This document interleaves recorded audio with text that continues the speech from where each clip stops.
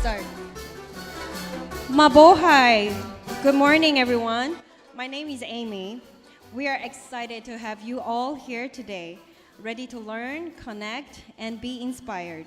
It is my honor here today to introduce you our local leads and our global leads. Let's welcome Shushay, Yuli, Andrew, and JC.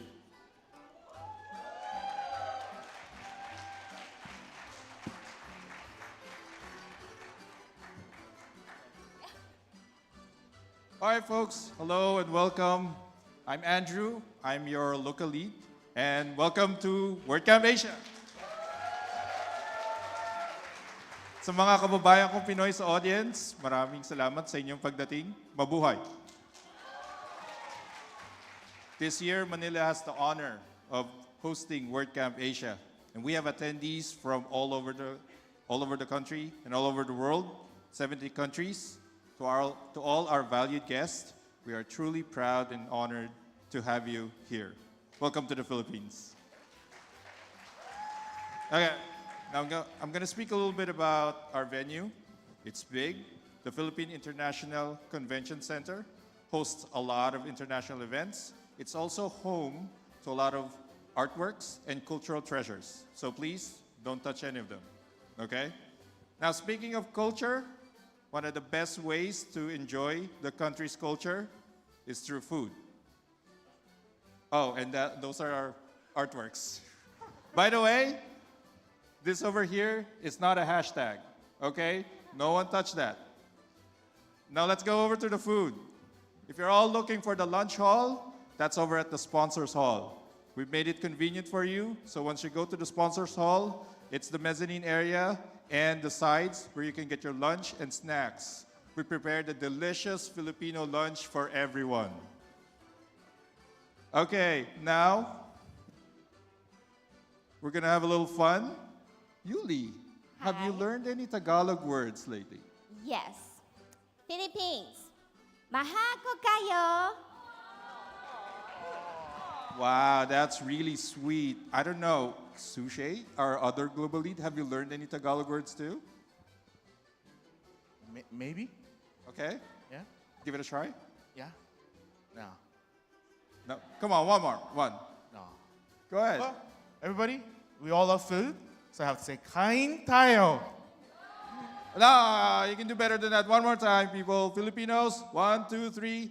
Tayo. Kain tayo! Okay, Sushi, here's Sushi to tell you more about WordCamps. Good morning, everyone. My name is Shusei. I'm one of the global leads of WordCamp Asia 2025. On behalf of our organizing team, I want to welcome you all to Manila, Philippines.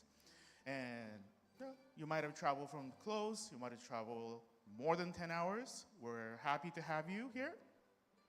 And as introduced by Andrew, our local lead, WordCamp has become a very popular event in Asia. And I don't know if you all know, but WordCamp Asia started, not WordCamp Asia, but WordCamps in Asia started in Beijing. And the first WordCamp in Southeast Asia was held here in Manila back in 2008.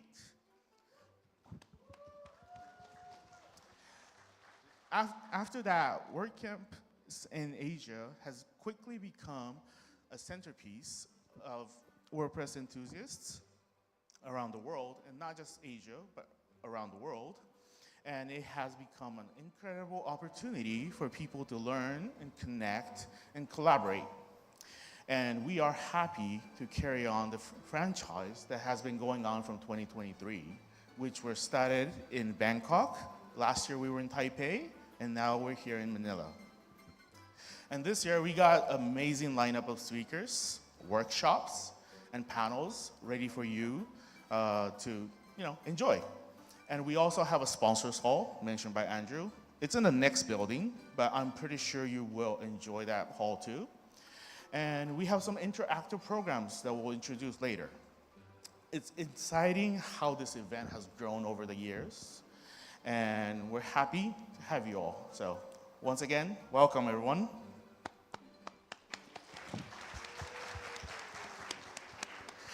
And let's all just think, WordPress is powering over 43% of the web, or maybe more now.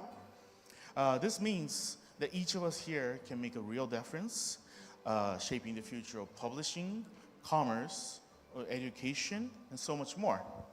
So during today and tomorrow, we encourage you all to learn, to share your knowledge, ask questions, spark new ideas, and you'll find sessions on everything from emerging developing practices to creative content strategies.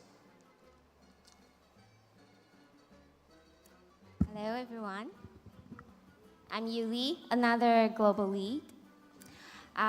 Before we start the day, we have some announcement to share.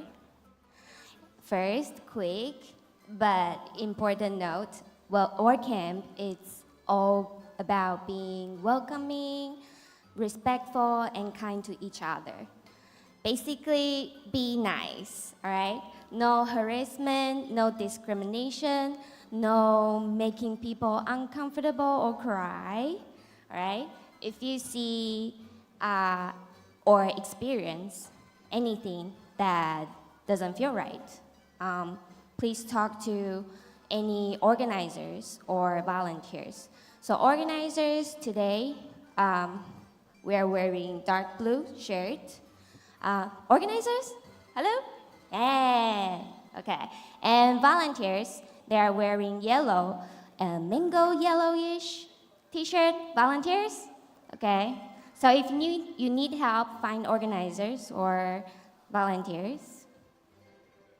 Now, let's talk about your badge. There's 2 QR codes. Let's flick to the back first, and you'll see the QR code. You can scan it, and you have everything you need in there. There's venue map, Wi-Fi information, the schedule, of course, and all sessions today are on the 3rd floor, this floor. This room, it's room 1, and there's room 11 and room 12 on that side. And if you are attending workshop, it's room 14 over there. Okay, all on the 3rd floor. And this building is called Delegation Building. Sponsor hall is going to be in another building. So you have to go back to the registration area on the 1st floor, and there's an entrance next to it. Just go through the Long Bridge Way. You'll see big long WordCamp sign on the bridgeway, the hall, and the sponsor hall is on the on the right. Sorry, I get lost. Yeah, and of course, we have captions. If we have captions, I believe over 60 languages. So if you need captions, scan the QR code in the back. You'll see captions for all sessions. And now, the other QR code in the front. I was talking about the QR code in the back. The other QR code in the front, was it to say? It's here. Well, the QR code in the front, when you look at your badge, you have another QR code, and this is for networking effects. So how many of you scan others' QR code already? Oh, I see some few. Well, this links to your Gravatar page. So if you meet someone new, if you talk to someone, ask them if you can scan their QR code, and you'll know their contact information. Maybe you'll know their social medias, or maybe you'll know what they're into, what they like, what jobs they have. It's always hard to carry a lot of business cards at these kind of events, so we try to minimize that by providing this QR code. And at the registration, you might have gotten this NFC tag that we collaborated with Gravatar that is custom made for this event with WordCamp Asia logo on it. So after the event, you can use this NFC tag to do more networking beyond WordPress events. And on the screen, you can see some ribbons on the right. It has like hosting, marketing, support, agency, that describes what you are doing as your day job. So if there's anything that describes your occupation, please put it on the badge so that you get to know each other. Like maybe you find someone who does marketing and you want to talk to people who do marketing. You just have to find this ribbon. So hope this helps your networking during this event. And so if you do not have the ribbons, if you don't have the NFC tags, go back to registration and our organizers and volunteers will be happy to help you get those. Now back to you. Thank you. And if you're wondering how to set up the NFC tag, it's also it's also on the QR code in the back. You can find it. All right. And that's back to the venue map. We are here. Meeting room 1. All right. Everything's happening session is on this floor. And the sponsor hall, you probably couldn't see it, but go back to the first floor. All right. Sponsor hall is on the other building. And don't forget, lunch is in the sponsor hall. All right. Now, JC will share all the fun things with you. I got to do all the fun things. Yes. Hi, everyone. I'm JC. I'm one of the local leads for WordCamp Asia 2025. Super excited to welcome you all. I've been part of WordCamp Asia for a while now. Yeah. And trust me, you're in for a good time. All right, with that out of the way, let's talk about having fun. While we have lots of awesome sessions lined up, we also prepared interactive programs that you can enjoy so that you can enjoy the event even more. These are all about connecting, sharing, and making the most out of your WordCamp Asia experience. So first off, bingo game. You should have received a bingo game card during registration. I know it's big. If you don't have this, go back downstairs, ask the volunteers, ask the registration, grab one. So the goal is simple. Complete the task on your card, meet sponsors, chat with speakers, connect with new friends, plus there are prizes. So don't forget to submit those winning cards. Make sure to write your name at the back, share on socials with hashtag WCAsia and hashtag WCBingo. Next up, Duck Challenge.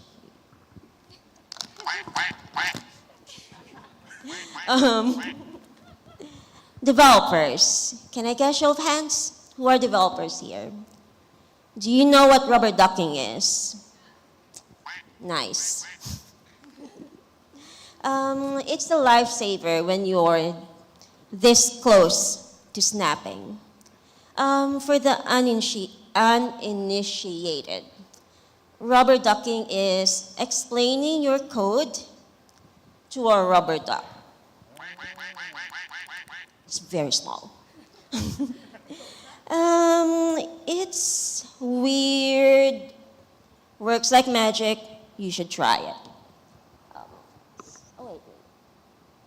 So we've hidden ducks all over. Find them, snap a pic, share it in socials with the official hashtag,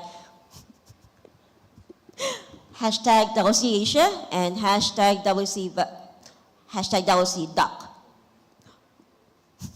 So can we find it in this building, also the sponsor hall? Yes. Okay. So, but here's the twist. There's one special duck. This adorable little hatchling here, name's Balut. It's a name. I can't change that.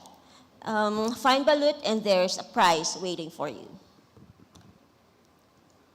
And finally, hashtag WP Besties. WordCamp is all about the community and meeting awesome people. So let's see those new friendships. Snap a photo with your WordPress besties and share it on social media with the hashtag WP Besties and hashtag WC Asia. The photo with the most likes wins a prize, so strike a pose, tag your friends, and let the likes roll in. Let me show you how it's done. I need my WP besties up here. John? John, John. everyone. John Big and round of applause, everyone. please. Right on stage, right there. Thank you. The founder, WordCamp Asia. Stairs? What? Yeah, you get Once again, one big round of applause for John Ang, everyone. So this is how you do WP besties pose.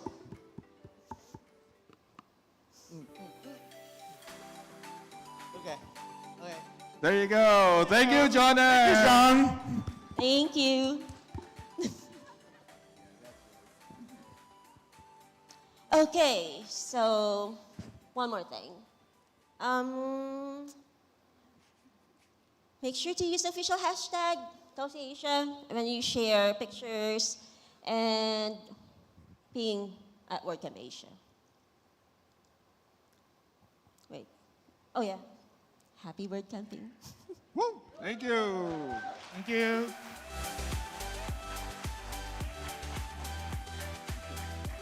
Big round of applause again for our global and local leads and the ducks.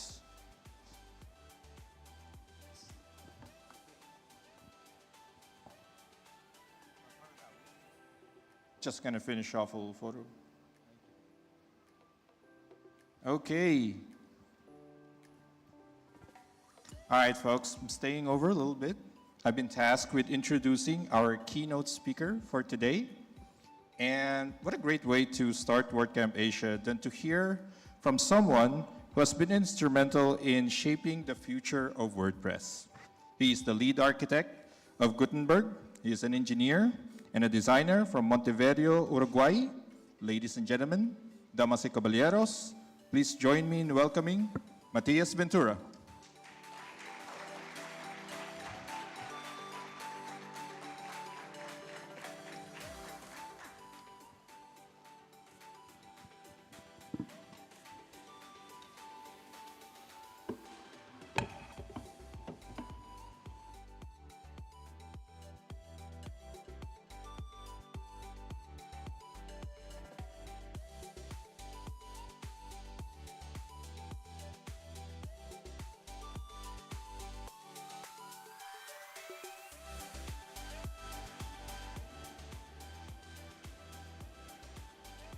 Muchas gracias por la introducción también. Hello, ¿cómo está?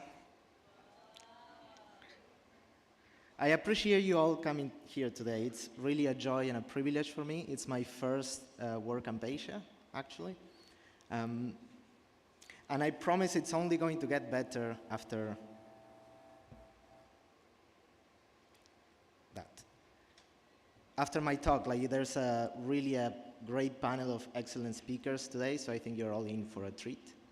I'm going to go on a slightly philosophical journey for this talk, so please bear with me. I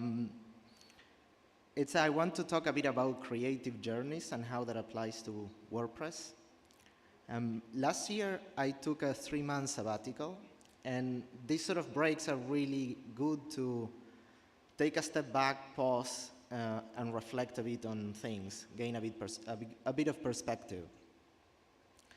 And I recall coming back with this sort of renewed sense of urgency and a nagging thought that we should be talking a lot more about the cool stuff going on in WordPress outside of WordPress. I think we're doing a lot of really great stuff that doesn't really traverse outside the walls of our communities. And that made me to reflect a bit on the path that WordPress has been in for the more than 2 decades now, and the sort of creative journey that lies behind that.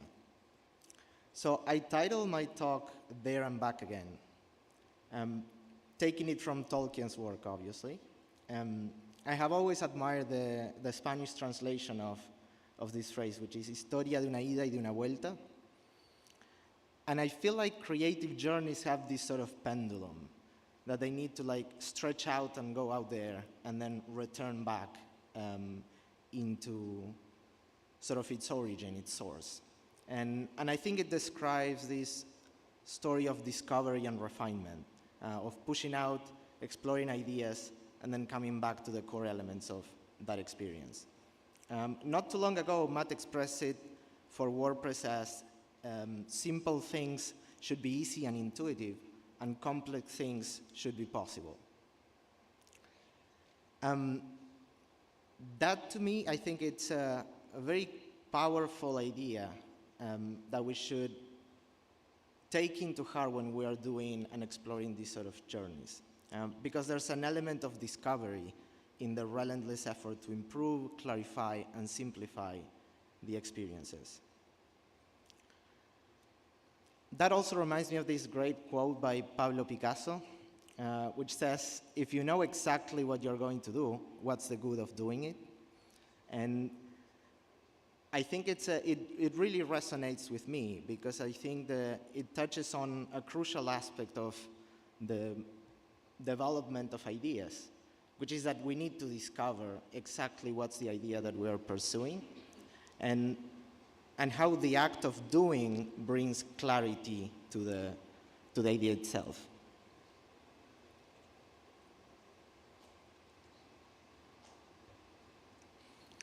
And I think it also means that we need to embark on journeys before we have all the answers. So what does that really mean for creative work that we're doing? Like, as we stroll through the landscape, and WordPress goes into its second decade now, I guess now older than many of its newer contributors, I think we need to think about what brought us here, what's been the avalanche of changes, and how WordPress remains relevant through shifting realities.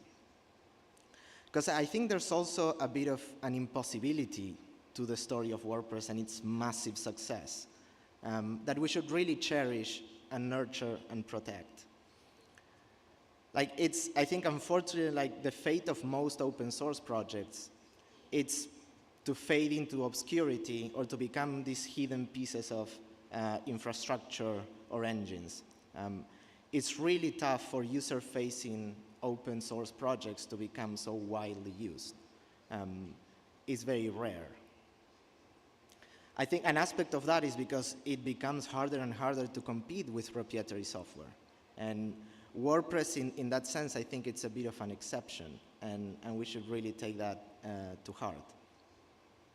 I think something that has allowed us to remain relevant across time is the sort of our willingness and ability to change and adapt and transform, while still sort of holding on to what makes WordPress WordPress, like its core ideas, its core purpose. So that sort of means how can we drastically change without fundamentally changing? And that's something when we started the Gutenberg project, I compare it to this paradox called the ship of Theseus, that sort of points to, is this sort of questions of whether a thing remains being the same thing after having all its original components changed. And I think that applies very much to WordPress, especially in such a long time span, because we need to modify and improve so many pieces, and that the end result might look entirely different from where we started, but it's still WordPress at its core. But I think there's a couple important components to that, because I think it illustrates the sort of creative force that we need to apply to something like this to keep something that's going and modifying it as it goes. And it requires our ability to adapt to shifting realities. It requires creativity, conviction, vision, energy, and ingenuity from all of us to really pull it off. But I think fundamentally, this ability to change is our resilience. So when we embark in the transformation that Gutenberg supposed through its initial phases, I think it's also important to hold dear that there is really nothing precious but the purpose of the tool. So it really goes back to what are our aims, what do we want to empower users to do. The ship of Theseus paradox also poses this question about like, well, is there such a thing as the essence of a thing? And what does that mean for as we embark through change in WordPress? So if we go back into some of the early days of WordPress, I don't know who remembers using this interface, if anyone's around, but this is quite old posting experience of WordPress. We've changed through times. At this time, we didn't have rich text editing. WordPress then incorporated rich text editing and in its classic editor.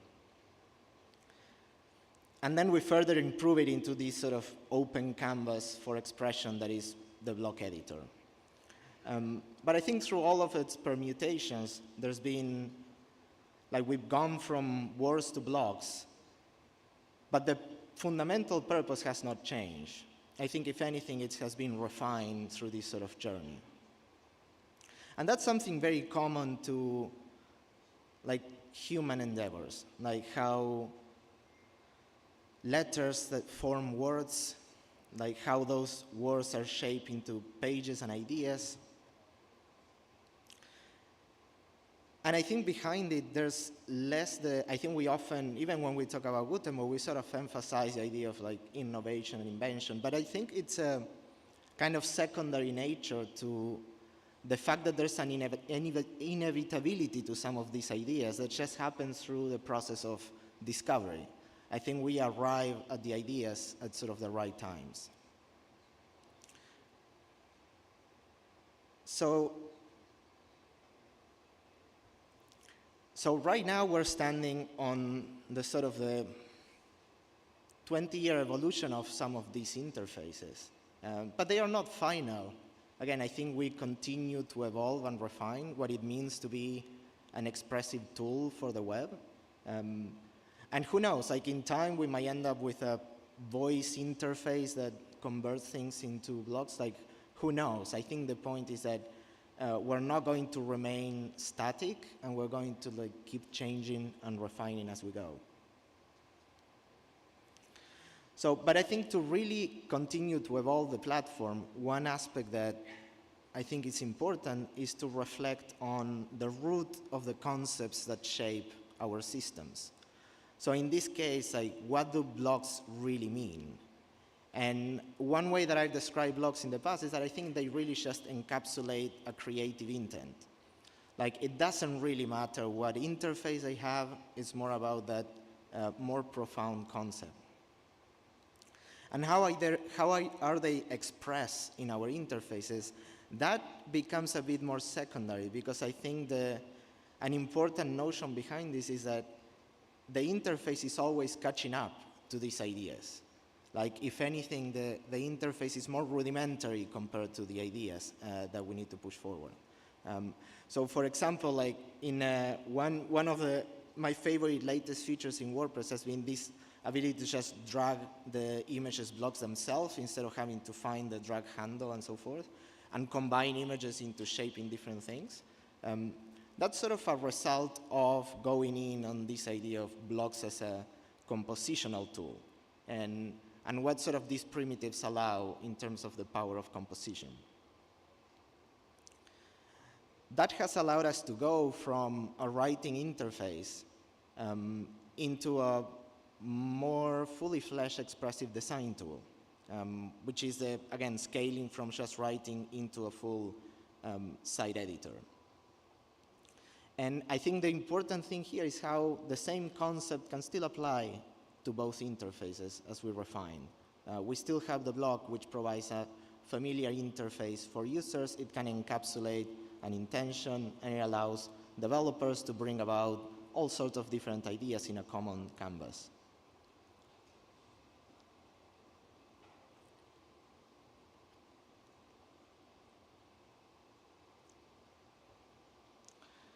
So having this sort of architecture in place also allow us to do, I think, like some very cool things. For example, we can go from the traditional abstracted view where you're just focused on your post or page and content, and now bring about the actual template that's going to show this, all in one session, sort of like very fluidly switch back and forth based on what sort of intention you're having. This is really bring about by the fact that there's this common element just working alongside the entire experience. But blogs are one of these ideas. Like WordPress has many of them. So if we think about how WordPress needs to continue to evolve, like we need to also think about what are the shapes of WordPress, what are the concepts that it brings about. Because really, I think knowing and refining these shapes is what allows us to simplify the experience for users, for developers, and I guess like now for like our new AI counterparts. It's a way to bring about simplicity and refinement. So in WordPress, we have, I think there's two that right now stand out to me, like blogs and post types. And if we think about the things that they unlock, so with blogs, we saw like, okay, they encapsulate interactions, they allow an expression window. And post types also, I think, they predate blogs, and they are like a fundamental part of WordPress. There's a lot of cool things that post types allow us to do in the way we model data, in the way they structure fields. And then all of the experiences that come attached to them, like revisions, or user permissions, or built-in permalinks. And that, to me, goes back to like all the cool things that WordPress does and we don't really talk about. I was talking with someone about how the cool feature we have in WordPress that if you rewrite a post, the slug, like we save the different versions of your permalink so you can have automatic redirects between them. There's not many frameworks, especially for all the modern JS frameworks and so forth, that do that out of the box. And we rarely talk about like those tiny details of the experience that really improve the user experience. Also, I think we've had the ability to have this pasting a URL over text to create a URL. We had that before almost everyone else, and now it's becoming more of a staple in most software. But I think the point that I want to drive is that finding these right shapes allow us to go deeper into the user experience. So if we find these good abstractions, I think they allow us to imagine better and more refined experiences. So for example, for post revisions, we can imagine like a timeline where you scrub and you see the different visual versions of each block.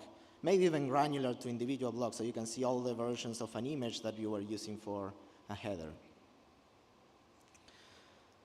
So going back to post types, we've been working on this project data views for a little while, and it's precisely to try to shine light into how post types are structured and how we can offer sort of a consistent interface, yet like a malleable experience, so you can toggle between table views or grids or Kanban views or whatever sort of mechanism is the most appropriate to interact with a specific type. They also connect with fields and types and metadata and what does quick edit means and how can we structure it in a way that it just works across the experience, whether you're interacting through tables or you're interacting inside the editor itself. I think an important, or at least an interesting concept to me is how, as we shape these sort of tools, they also shape our concepts back. So they are like a fundamental tool that we have to refine the ideas we have. It also puts a lot of burden in coming up with the right abstractions and the right ideas. Otherwise, it's very easy to confuse people. So if we take blocks, we have this idea of composition and how combining blocks leads to higher order concepts. Like, so if you combine blocks, you get patterns. If you combine patterns, you get templates. Are these the right tools? Are these the right concepts?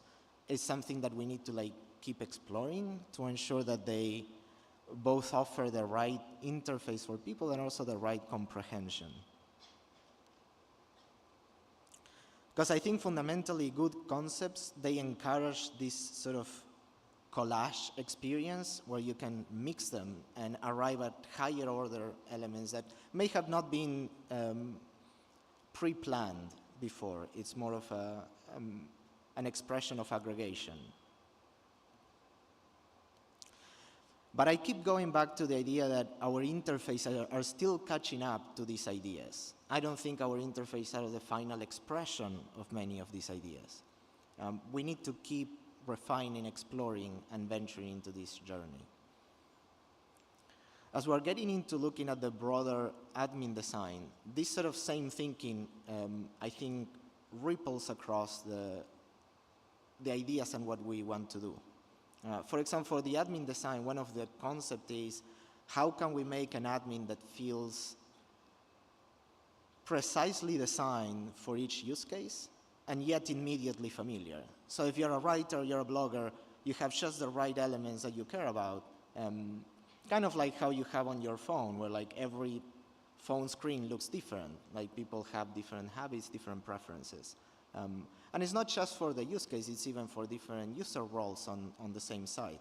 So like a portfolio site might care about different things for a static website, or a commerce site might want to show prioritize orders and products and different things. But the point is that to do this well, I think it's to do it in a way that it simplifies and doesn't increase the complexity of the systems. We need to really look at what does moving towards simplicity mean. And to me, that reflects back in that idea of a journey. It's because it's really a process of discovery, which is what the title goes back to. It's there and back again. I think we need to explore things and return and refine the concepts that we have. Picasso has this wonderful series of drawings of a bull that I think illustrates this more eloquently than words do, which is how can you simplify shapes? How can you find sort of the common trace of things? But this is a very, I would say, dangerous initiative. It's very easy to not to find the core shape of things, but to deform them and to like overshoot with abstractions and things. That happens all the time in software. Like it's like often we say that a bad abstraction is worse than no abstractions. So we have to be mindful of the shapes that we produce and the sort of iterations that get us there. And it's like something that this captures to me is that we cannot go in one straight line there. I think we need to have these sort of iterations to allow us to refine our thinking. So it comes down to finding the shape of things, which to me is really a process of discovery.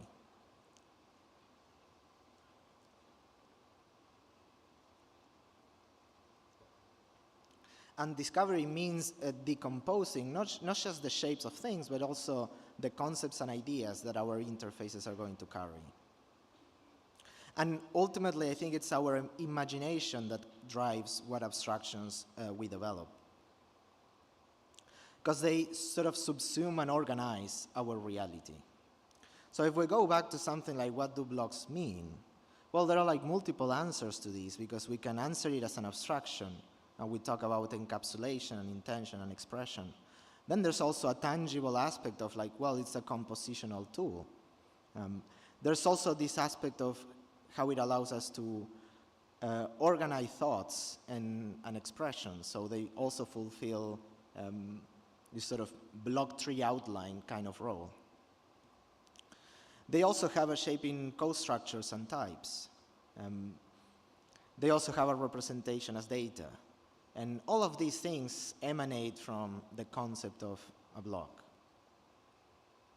But I think as we play with these sort of shapes and develop interfaces, we need to really ask whether they are helping us or confusing us.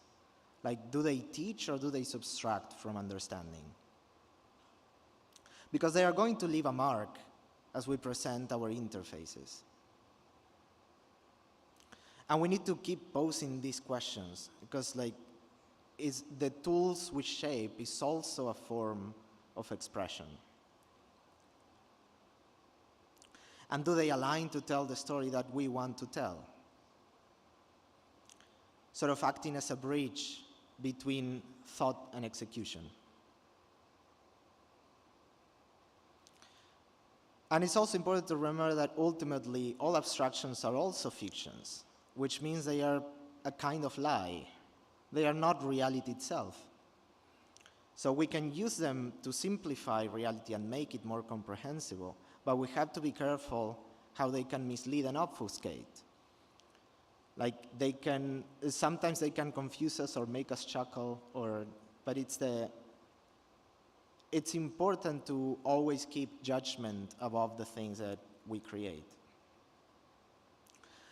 I think this is going to be all the more important in this world of AI that's coming upon us, because AI interact with what we do through abstractions, through language, through symbols. So the things that we create are also the interface that mediate not just us with technology, but also technology back with us. And they are really the foundations of communication, shaping how we express, understand, and build things. I think that good abstractions help elucidate meaning. They help us communicate at various levels. It helps us communicate with users, between us, among developers. It helps us achieve more with less, which I think is a very important concept of trying to simplify experiences. But I think fundamentally they are also intrinsically human, and they allow us to comprehend, communicate, and connect.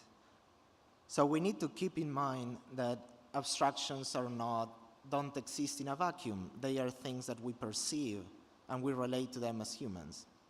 So as we think of WordPress as a tool for expression, I think we return to that North Star that I think permeates through all the changes, which is that human experience. What are the tools that we're creating and for what purpose? I think abstractions are our tools for that kind of comprehension. They relate our perceptions to with reality. And I think they can really introduce a common interface if we think about it in terms of the ideas we want to convey, the way we want to shape artificial intelligence to collaborate with systems like WordPress, especially open systems that have the benefit of being malleable, not just for us, but also for other tools. How do we shape them? How do we construct them? Is fundamentally, I think, a case of how we apply our creativity. I think we're running out of time, so we're just at the end of it. I don't know if we have some time for questions, but otherwise, thank you very much, and please find me around, happy to discuss anything with you all. Oh. Okay, do we have time for questions? No questions.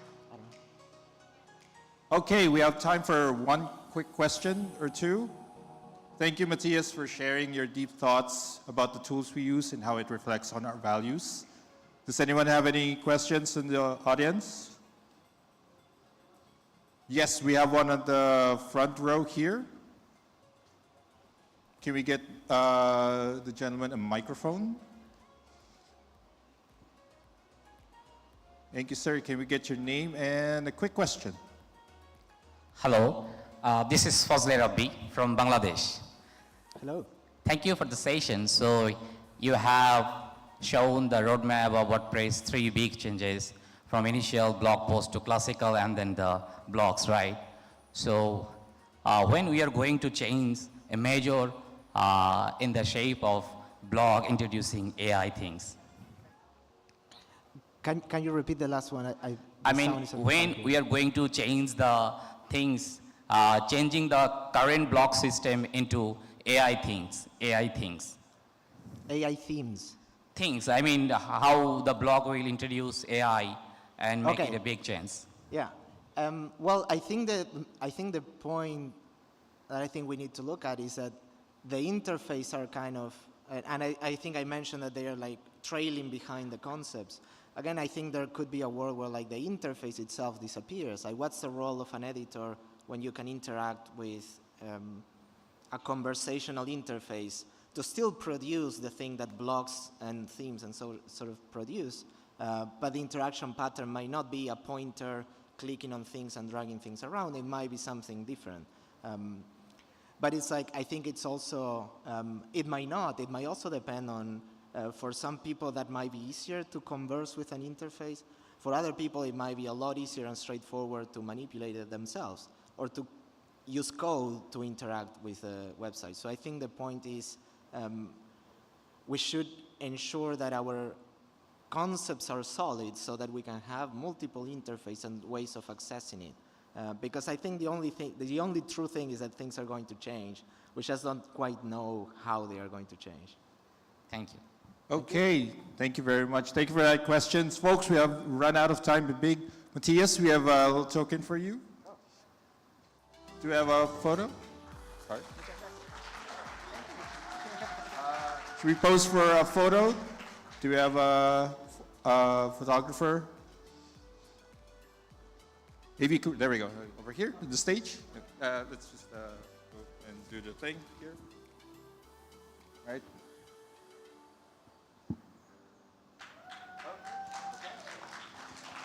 Okay, a big round of applause again for our keynote speaker, Mr. Matias Ventura. Thank you, folks.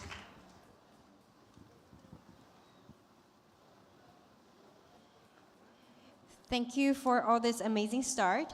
Next up, we will have Miriam Schwab, who is a WordPress expert with over 18 years experiences on the stage soon.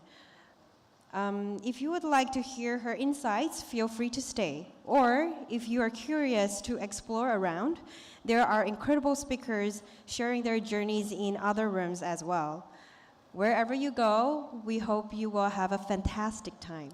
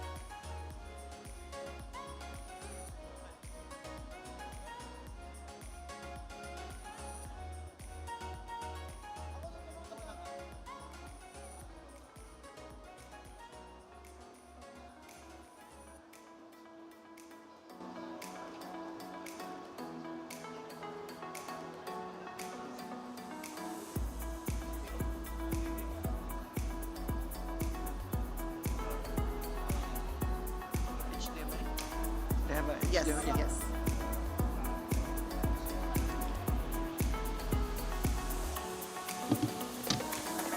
Okay, what happened to it? Which one do I want this or this? Yes, This one? for the Option to display. extend, Oh, yeah, it's extend, this one, extend, yeah. yeah, extend.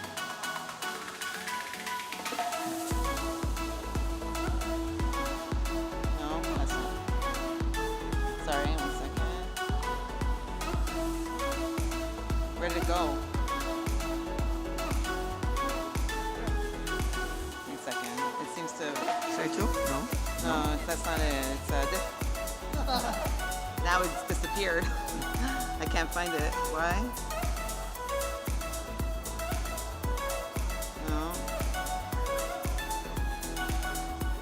see, it's here somewhere. I don't know. Maybe stop extending to choose content.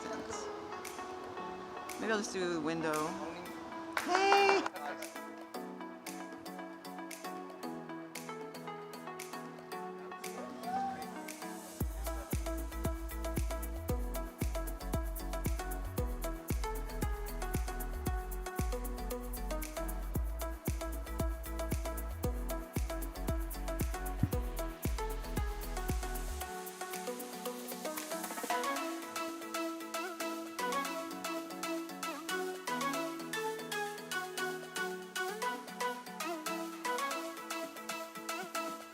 You're ready, I will introduce you, and after you finish, I will give you a giveaway gift.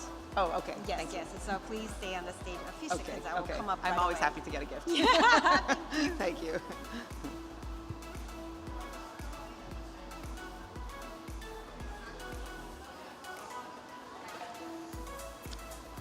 Is there like a portable microphone, or do I have to just talk in here? Oh, can I use it? Yeah.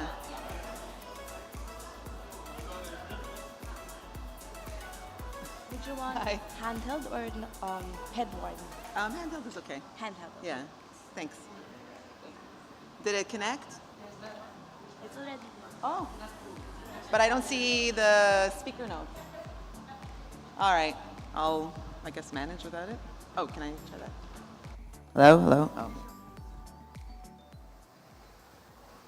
Maybe I should turn that off. I can't see the. Like, there's nothing there. Here. I should see here, no?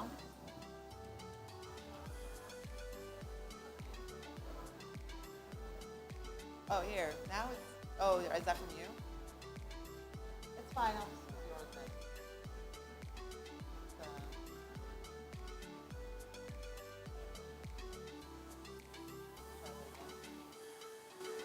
No.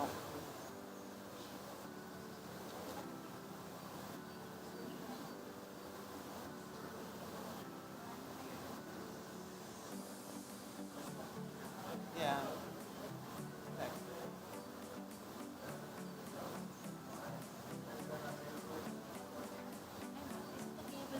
Yeah, it's fine. Oh, that's a good idea. Okay, I'll do that. Okay, yeah. Thank you.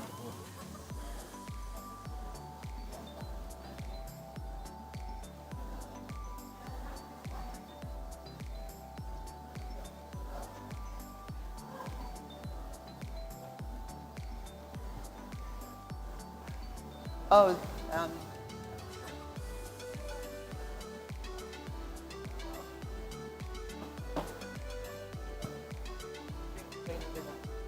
okay. This is text and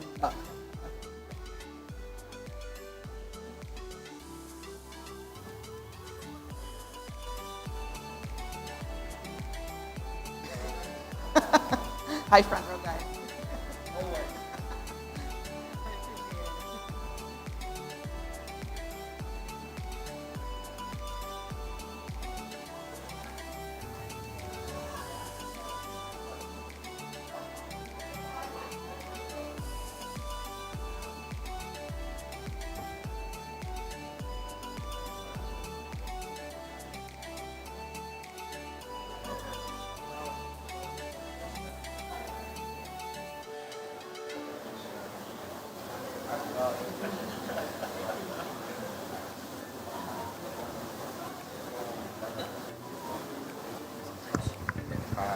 Pa-open na po. Apo, i-intro na daw siya. Okay. Oh.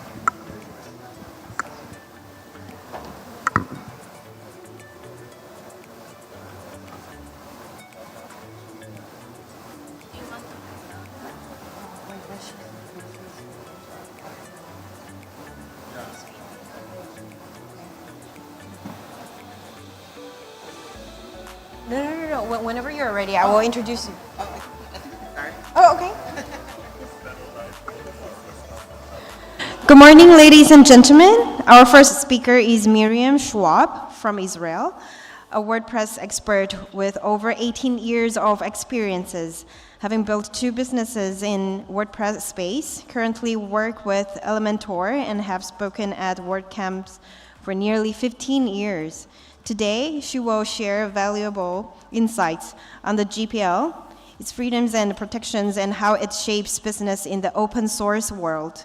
Let's welcome Miriam Schwab.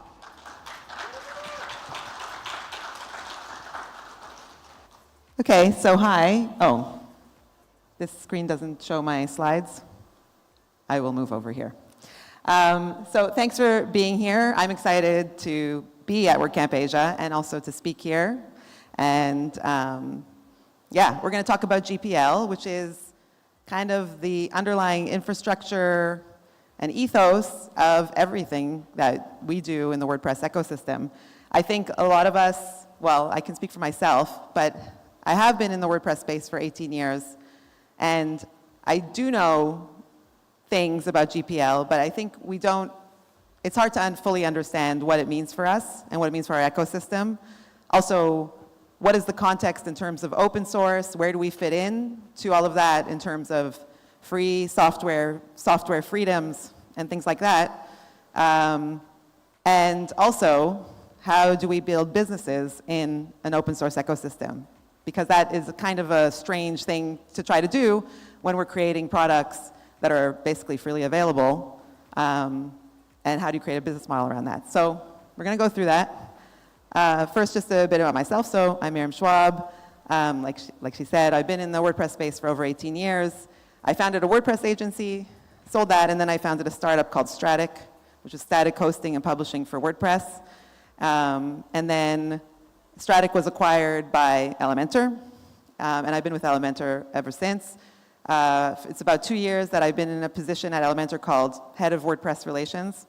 So I'm here to collaborate, talk with, partner, etc., support the WordPress ecosystem and everyone and everything in it as much as we can. I want to thank Neil Peretz. So this is a talk about GPL.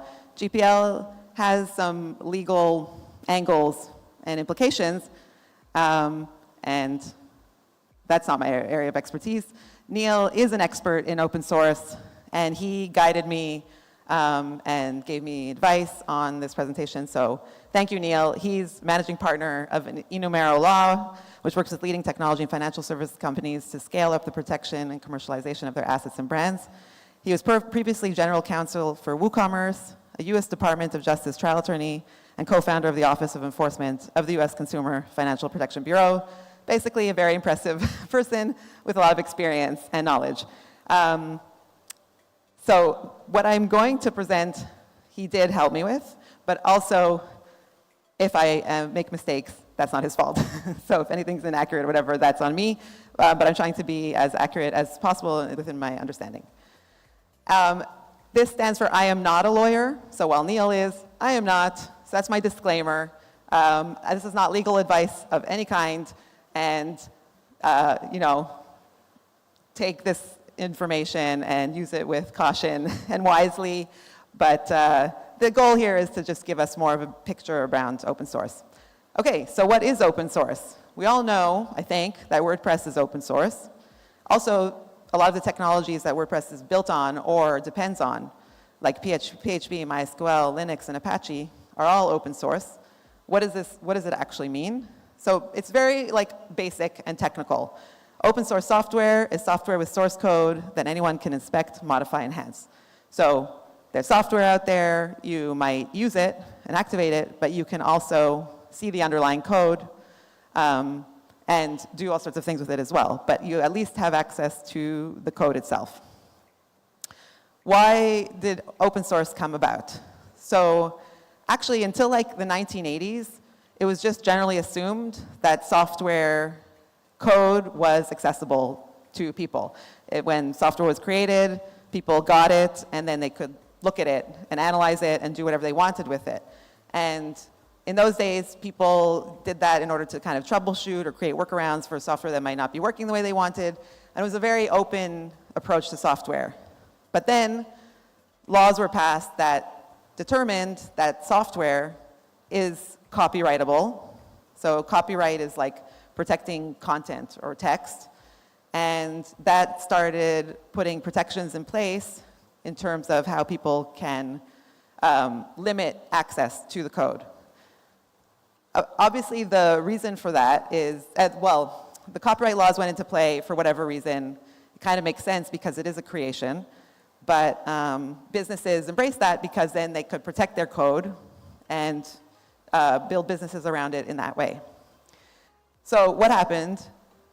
This guy named Richard Stallman, who is a professor at MIT, they got a new printer, and the printer driver code came, and it wasn't open. Until that point, they had, printers are the worst, so they've always been the worst, and they always have issues. And so at MIT, when their printer had issues, they would actually just write little bits of code to make sure that things work smoothly. And then they got this new printer, and he couldn't do that anymore, and he got very upset. To him, it was like an indication of what was going to be with open source, with software. And so he, I think, kind of made it his life mission to create a movement around free software. And he released something called GNU, and it means GNU is not Unix, a ridiculous name. Like the G stands for itself. It's like a recursive whatever. But GNU is not Unix, and it's a whole manifesto around how software should be free and open. It's better for the world. It's better for everyone. And ethically, that's how it should be. Software should not be gatekept. And this is the manifesto, and you can find it online. And he started this movement called the Free Software Movement. The word free started to become challenging for this movement because, I guess it's human nature, people started to associate free with price. So to them it was like, oh, it's free software, that means it's like free of charge, and that's what it means. But the free doesn't mean that when it comes to open source. The free means that there are freedoms around it, and it's freely accessible. But as we know, you can think of many examples in the WordPress space, you can charge money for open source code. There are many examples here among the sponsors and just the attendees, people who have created plugins or products for the WordPress ecosystem that have GPL license, which we're going to get to, and are open, but they're charging for it. And that's totally legitimate. So free became problematic. So at the time, there were discussions around what we should call this movement or this approach to software. And I'll get to that. So what are the 4 freedoms? The freedom to run the program as you wish for any purpose, the freedom to study it and change it as you wish, the freedom to redistribute copies so you can help others. So you can see there's like an underlying helpfulness to this approach, and the freedom to distribute copies of your modified versions to others. So people in the community and outside the community can benefit from your changes. So, but free, because of that issue with the tendency to see it as related to pricing, discussions took place, like there was a kind of committee, and they tried to find a more accurate way to describe this type of code. And someone named Christine Patterson actually came up with the term open source. And it was like a bit controversial because open source is just technical. It's like the code is open, the source code is open. That's it. It doesn't say anything about the philosophies or anything like that. Whereas open source, it's about making the code open because of the philosophies and ethics behind it, which is that everyone should have access to it. And so when you just call it open source, you're just being technical. So there's like a conflict around that. Most people adopted open source. This guy, Richard Stallman from GNU, he was against it, and he continued to call it free software and the free software movement. So it's free to use, not free to own necessarily, and we don't want them fixated on price. Oh yeah, and it was practical, not philosophical. So what is the philosophy of open source? Willingness to share. So it comes from a place of human knowledge gets better and grows and expands when we share it with each other and we can build on it together. Collaboration, transparency, so open communication and of course open code. And the idea that making software open plays a role in improving the world. Because again, if software isn't too expensive for people to access, they can use it to improve their lives, to improve their societies and things like that. But open source also actually has a lot of practical implications and benefits, aside from it being like a do-good type of thing. So when you have an open source code base, there's a lot of crowdsourced peer review. You have a lot of people looking at it, and if they care about it, they're going to give you feedback and input on how you can make it better. So an example of that is one that I just happen to know well, which is Elementor. If you go to GitHub, you'll find our core plugin freely available there, and you can see that people open issues, they tell us what they want. It's a good indication of where the company should consider, going next. They often help us with bug identification and troubleshooting, and some of them will even submit suggestions for code improvements. And so, when you're a company, you have a limited number of people in that company. But when you're an open source code base, you have the people in the company, and then your ecosystem of users who are actively involved in your code as well, and the more eyes on it, the higher the quality can be. Also, of course, more transparency. Through an approach like using GitHub, more communication can happen with your users, and they can know what's coming next, and they can see exactly what changes are being made. Security. So this is a bit controversial, but there is a perspective that also, because you have so many eyes on your software, so on the one hand, people will say, well, open source, that means that all the hackers of the world can know if there's a vulnerability. But it also means that a lot of people can hopefully identify vulnerabilities faster, and you can have a crowdsourced approach to security. So for example, at Elementor, we have bug bounty programs where people out there can easily and clearly submit issues to us. They have their eyes on our code, and then we can take action and continuously assure that our users are secure. And that goes for all open source code bases. This is approaches that are available to everyone.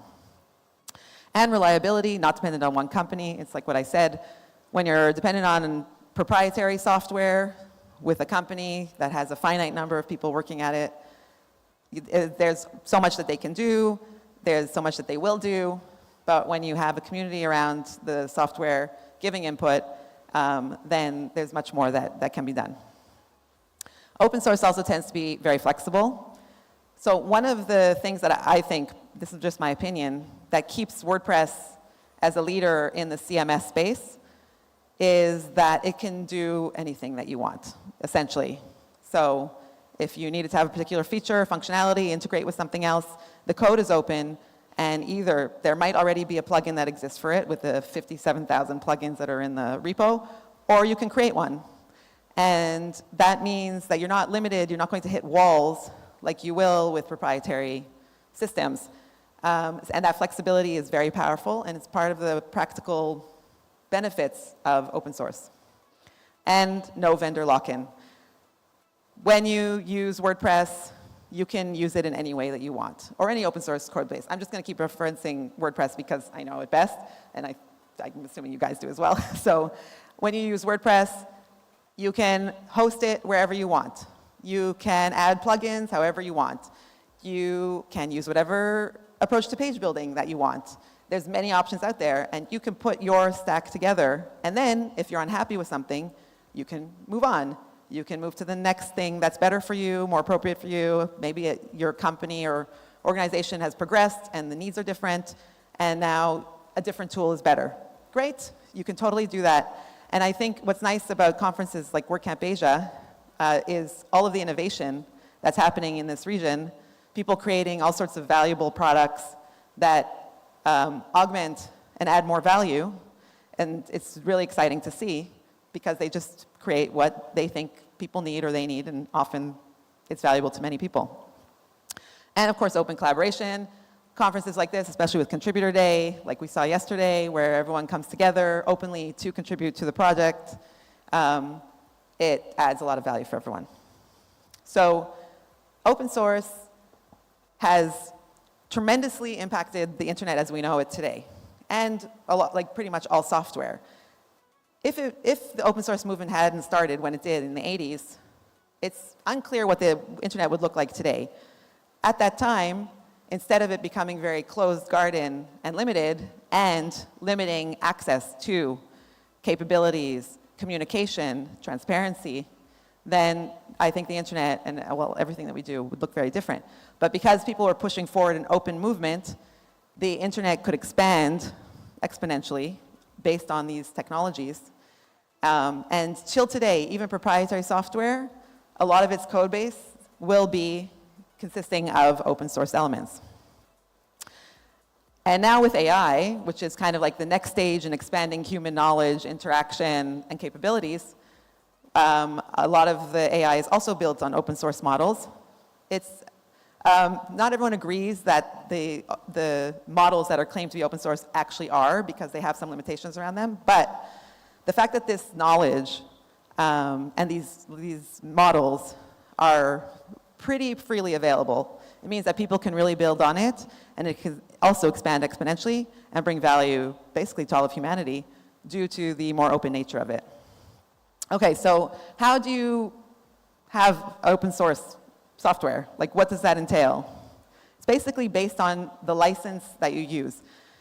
If you don't put a license on your software, then it defaults to having a copyright, because that's just how the law works.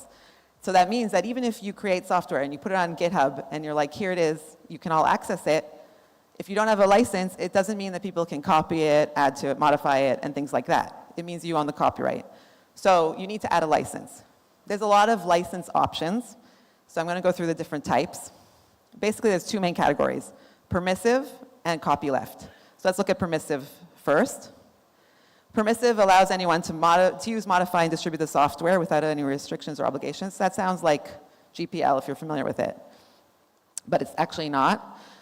It allows collaborative projects to become proprietary if required. So this is the main difference between permissive licenses and copyleft licenses.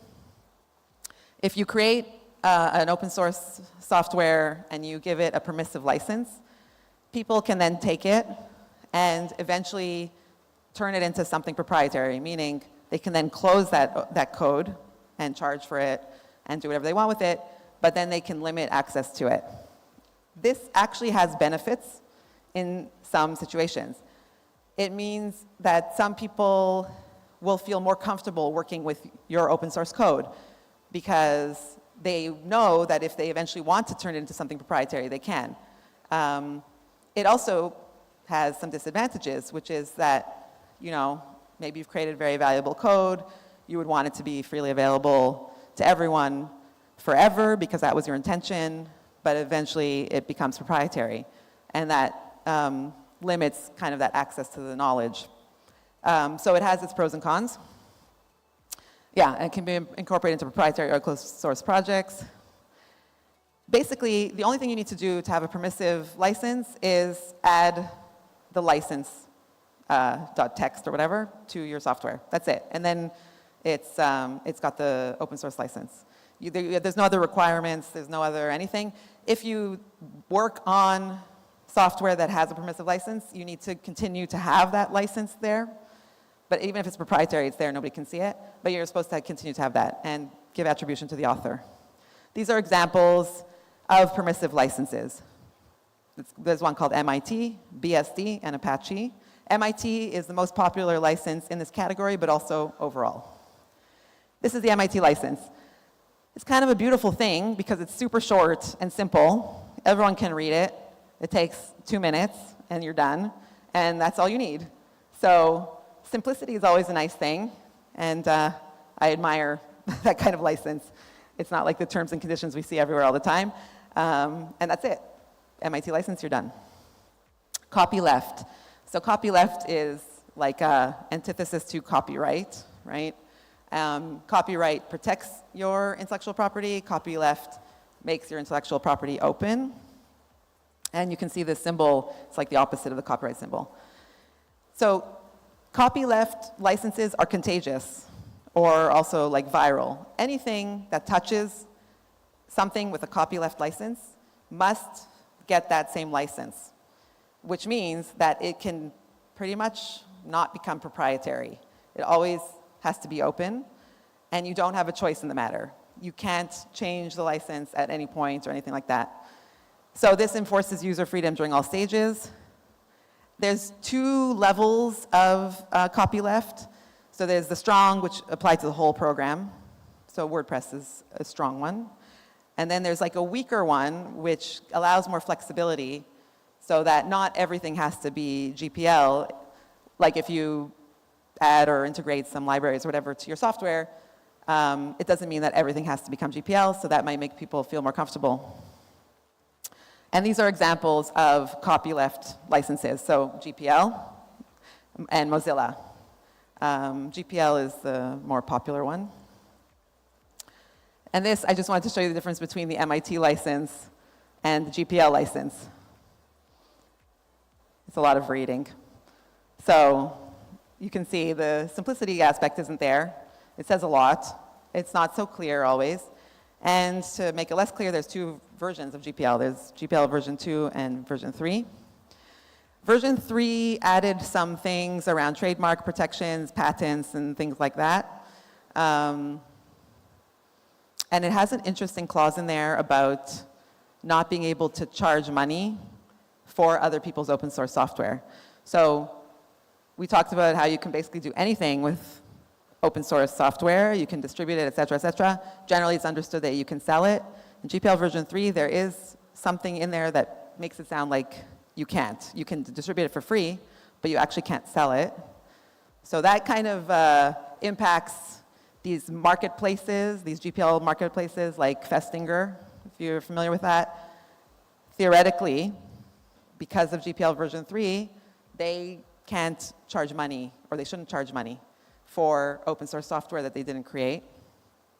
Again, I'm not a lawyer, but that's kind of how I understand it. In terms of the popularity of these licenses, like I mentioned, so the permissive ones are much more popular. Again, because people feel more comfortable using it, it does not as strong a commitment to the code. If you work on it, eventually you can make it proprietary, and it seems to make people feel more comfortable. And of the top contributors to open source, which are big companies, Google, IBM, Intel, Microsoft, Red Hat, most of them are also using the permissive licenses. And the most popular licenses are Apache and MIT. This is an analysis of GitHub repositories and the licenses that they have. Okay, so that's like background on where the world we kind of live in. And now, why is WordPress GPL? So first of all, again, this is how I understand it. It's technical. Like I mentioned, if you build software or fork software that's GPL, you must also be GPL. You don't have a choice. So WordPress was created as a fork of B2 Cafe, which is the CMS at the time, which was open source and GPL, so it's de facto what it needs to be. But as you can see through the messaging that has been shared throughout the years from the founding of WordPress until today, and you can see it on WordPress.org, it's not just about the technical aspect. There's a strong belief in the importance and value of maintaining GPL code. And throughout the years, this has been enforced among us, the creators of plugins, themes, etc., that we all, as soon as our code touches WordPress, which is what happens when you have a plugin or a theme, then it must be GPL as well. So, and it's not, again, if it was just technical, you know, you could kind of live with it, but the proactive enforcement indicates that it's an important element to our ecosystem. In some ways, the GPL is like our Bill of Rights as a community and as a project. Just the way that I see it also is, on the one hand, I mentioned that people prefer the permissive licenses because it can help their software go farther, because more people may want to work with it. But I wonder if WordPress would have grown to where it is today if it wasn't GPL.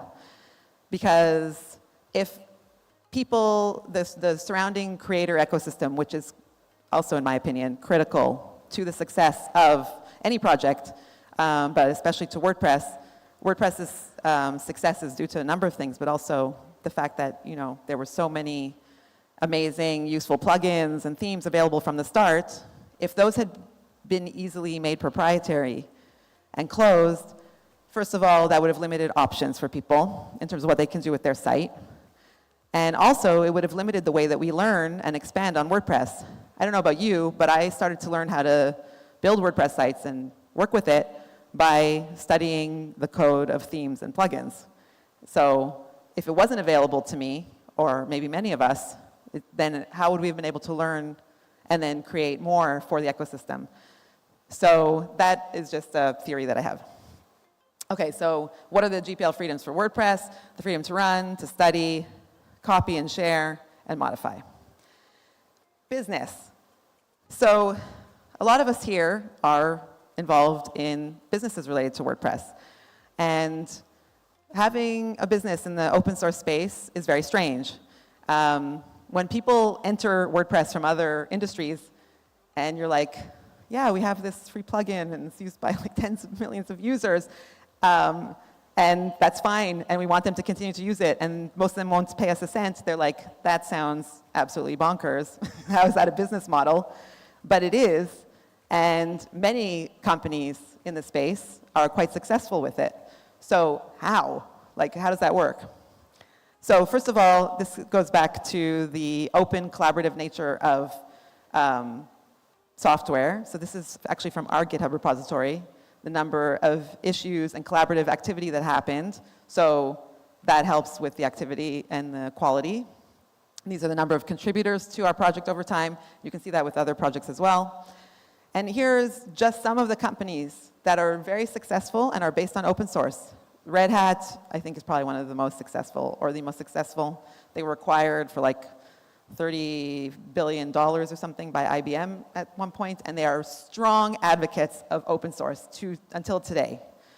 Kubernetes, Linux, Elastic, and Kibana is also one of their products, all open source products with a successful and lucrative business model. So how do they do that? It's by providing services around it. So you have like the freemium model, where the free version may have a lot of features, but at a certain point, if you want more, you pay to upgrade. And then you continue to pay to get those upgrades from a high quality source. Services, implementations, hosting, all of these things, in our space at least, are good models for businesses to succeed and thrive. It brings its challenges, but like it also demands a certain level of creativity, which some people might find to be frightening, but other people will see it as an opportunity. It's a very interesting space to be in, not just in terms of the software and the innovation, but also from the business perspective. What is the one pretty defendable thing of your software? Your brand. People can take your software, they can copy it, but if they are going to then distribute it, they have to rename it, because otherwise they're representing themselves as you. Your brand is your promise to your users. Your brand isn't just your logo. It's, you're going to get a high quality product, you're going to get service. It's being built by people with a lot of experience. We're here, we're committed. And if someone is distributing it under your brand, they're misrepresenting. And that is pretty much the main place where we can kind of protect our assets in the open source space. And it's very important to invest in your brand. Again, not just as a logo, but as a entity with that cares about quality, that cares about its users, because then you can also protect that. And then finally, community. So open source, the term is technical. It's like this code is open, the end. And it's software. Software is pretty dry, not very emotional and warm and cozy. It doesn't have a personality. It's just code. However, pretty much every open source project succeeds or doesn't based on the community, because those are the people that are contributing to it and helping it grow into the future. So there's a very human aspect to being part of an open source project, and we see this at these conferences. These conferences, again, in my opinion, are key and have been key since the beginning to the success of WordPress, because we come together, we get to know each other, we become friends, we can become partners, we can work together. Sometimes or a lot of the time, we're working together not to try to find like business partnerships, but partnerships that help us make our shared users' experience better, just so that they benefit from that. And we can learn from each other. And again, when knowledge is open, when software is open, we can all learn from each other and do better. So one of the great things that WordPress has going for it is our community. And if you, let me see if the slide is here. Nope, it's not. It was in the later version. If you go to wordpress.org/about, the mission has 3 paragraphs. And one of the paragraphs says something like, WordPress is inclusive and warm and welcoming. That's part of the mission. And if you've gone to WordCamps or been involved in the community in any way, you will probably have experienced that. Yesterday at Contributor Day, we have some people here at WordCamp who have never been to WordCamp before and haven't really had a chance to be part of the WordPress community in an active way. And they just went to tables and sat down, and they were amazed at how nice people were. And they just, wanted to get to know them. And then they were able to contribute, however they were able to contribute. And it was a very positive and friendly experience. And I think that's a great benefit, and also big kudos to everyone in the community for adhering to that mission. I don't think people are making an effort. I think it just comes naturally that people are inclusive, warm, welcoming, and that way we can all build together better when we're not, against each other or feeling suspicious of each other, but rather we're working together, even with competitors. That's one of the most fun things for me, is working with competitors on making WordPress and our user experiences better. And we can do that in WordPress, and I'm not sure how many other ecosystems or industries are like that. So our community is also critical to the success of open source in general, and specifically to WordPress. And hopefully, we'll continue to see that going forward with continued faces, but also new ones joining the community. And that's it. So thank you.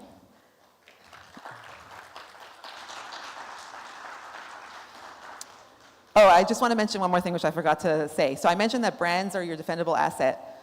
There is also a perspective, and again, I don't know if it's like legally proven exactly, but if you want to build on GPL software and you connect to it through APIs or the CLI, that's considered, that's called something called arm's length. And that may allow your software to not be GPL. Again, that, I don't know if it's proven, but that is one approach to it. So that's another place where software doesn't necessarily have to get the virality of GPL. But in general, I think our approach in WordPress is to embrace the GPL because it's gotten us to like 43% of the web, and hopefully will continue to sustain us. So, okay, so that's it. If anyone has questions, I think you can ask.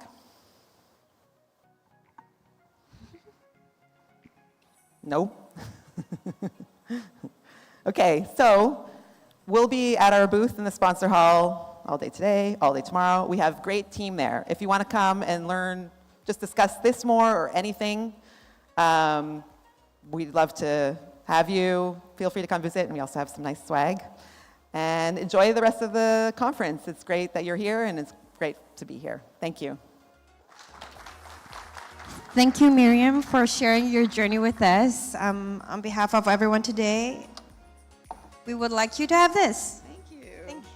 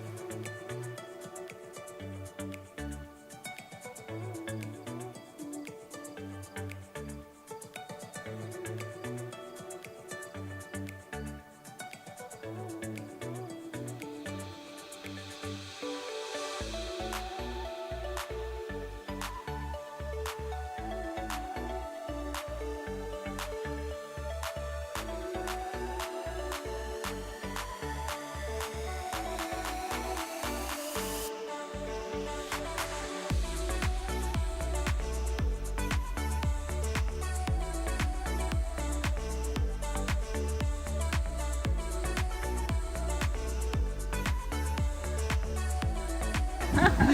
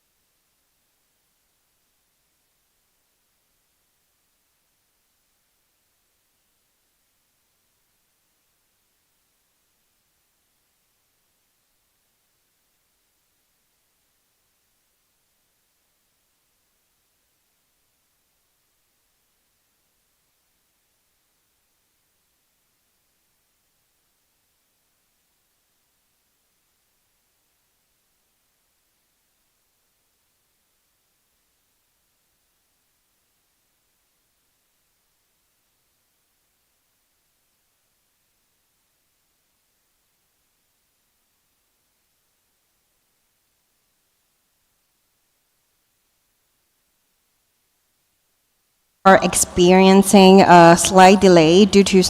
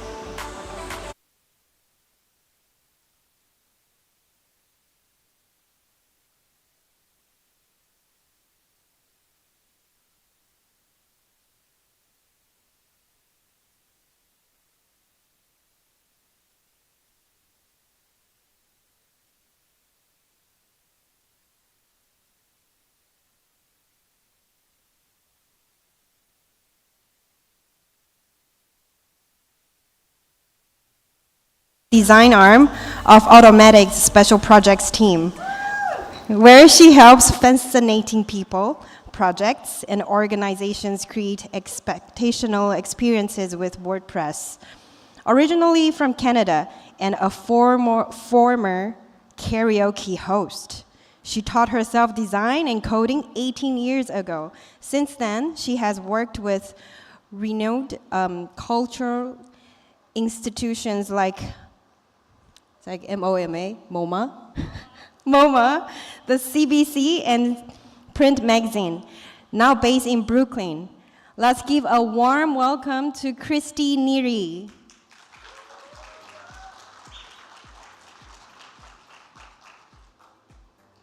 Hey, everybody. Thanks for being patient while we fix some technical stuff. So, hello, Manila. Welcome to my talk. It is called Redefining WordPress Design, Innovating Block Themes on the Automatic Special Projects team. Oh, yeah, I guess I could have used a microphone.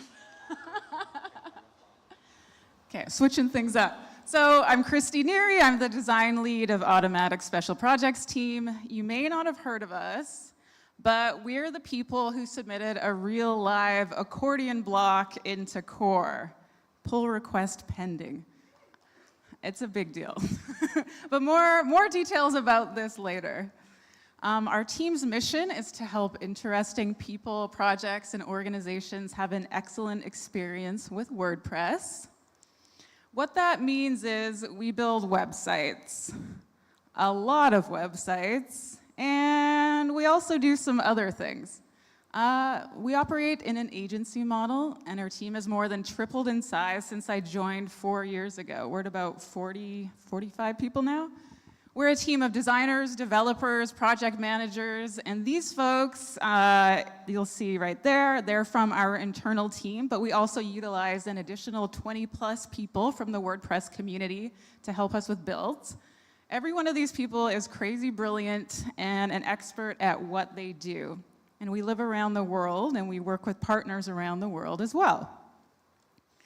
A bit about my personal background. I started learning WordPress in 2007, and it's crazy to think that WordPress was only 4 years old when that started. And I have also since learned it's really easy to find your own avatar in a sea of other people when it's red. What kinds of projects are special? All of them. Everything comes to us on a referral basis, and all of them are special. This is our team's public-facing site where you can browse some of the projects. I'll give the URL for that at the end of the talk. And this site is very much in progress, so please don't judge too hard. And it should be updated some point in the future with like longer case studies. The kind of sites we work on are pretty much everything. We do internal and external projects. We do migrations from other platforms. We do completely new builds as well. Everything from one-pagers to sites with super complicated, full user administrative backends.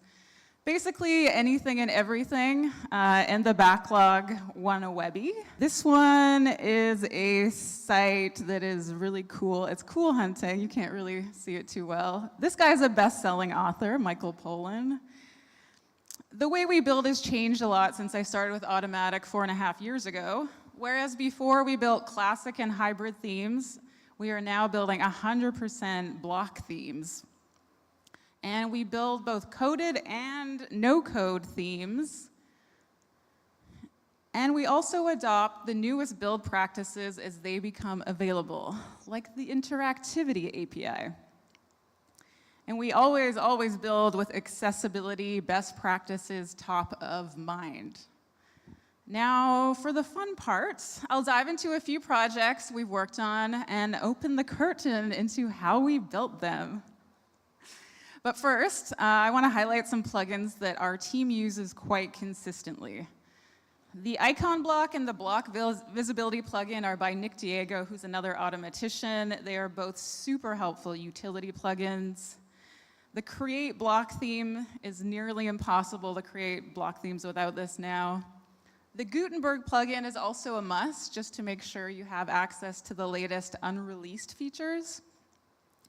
And we also use Save SGG to allow SV image uploads to the media library. And of course, the ubiquitous Jetpack. I know there's some Jetpack people, at least one in the audience. We use Jetpack on every site that we make. So the first project I'll show is Cozy Grove Camp Spirit. This is a site we created for Cozy Grove, a game created by Spry Fox that launched on Netflix Games last June. This is a project I love showing because it has some really nice, thoughtful details, despite it just being a super simple, low-code site. 95% of it was built entirely in the editor by our team's newest designer, Deanna, who had never even built anything with WordPress before joining our team a year and a half ago. The other 5% of the site is a bit of code. There's some custom CSS and JavaScript supplied by one of our other designers and also our resident block theme expert, Anders. So one of the features that you'll see is this parallax effect. It's a bit, I mean, it's not like a true parallax because the background is not moving, but we have like a few layers there, so that's why parallax is in quotations. In order to do this effect, we started with two separate images of the same size.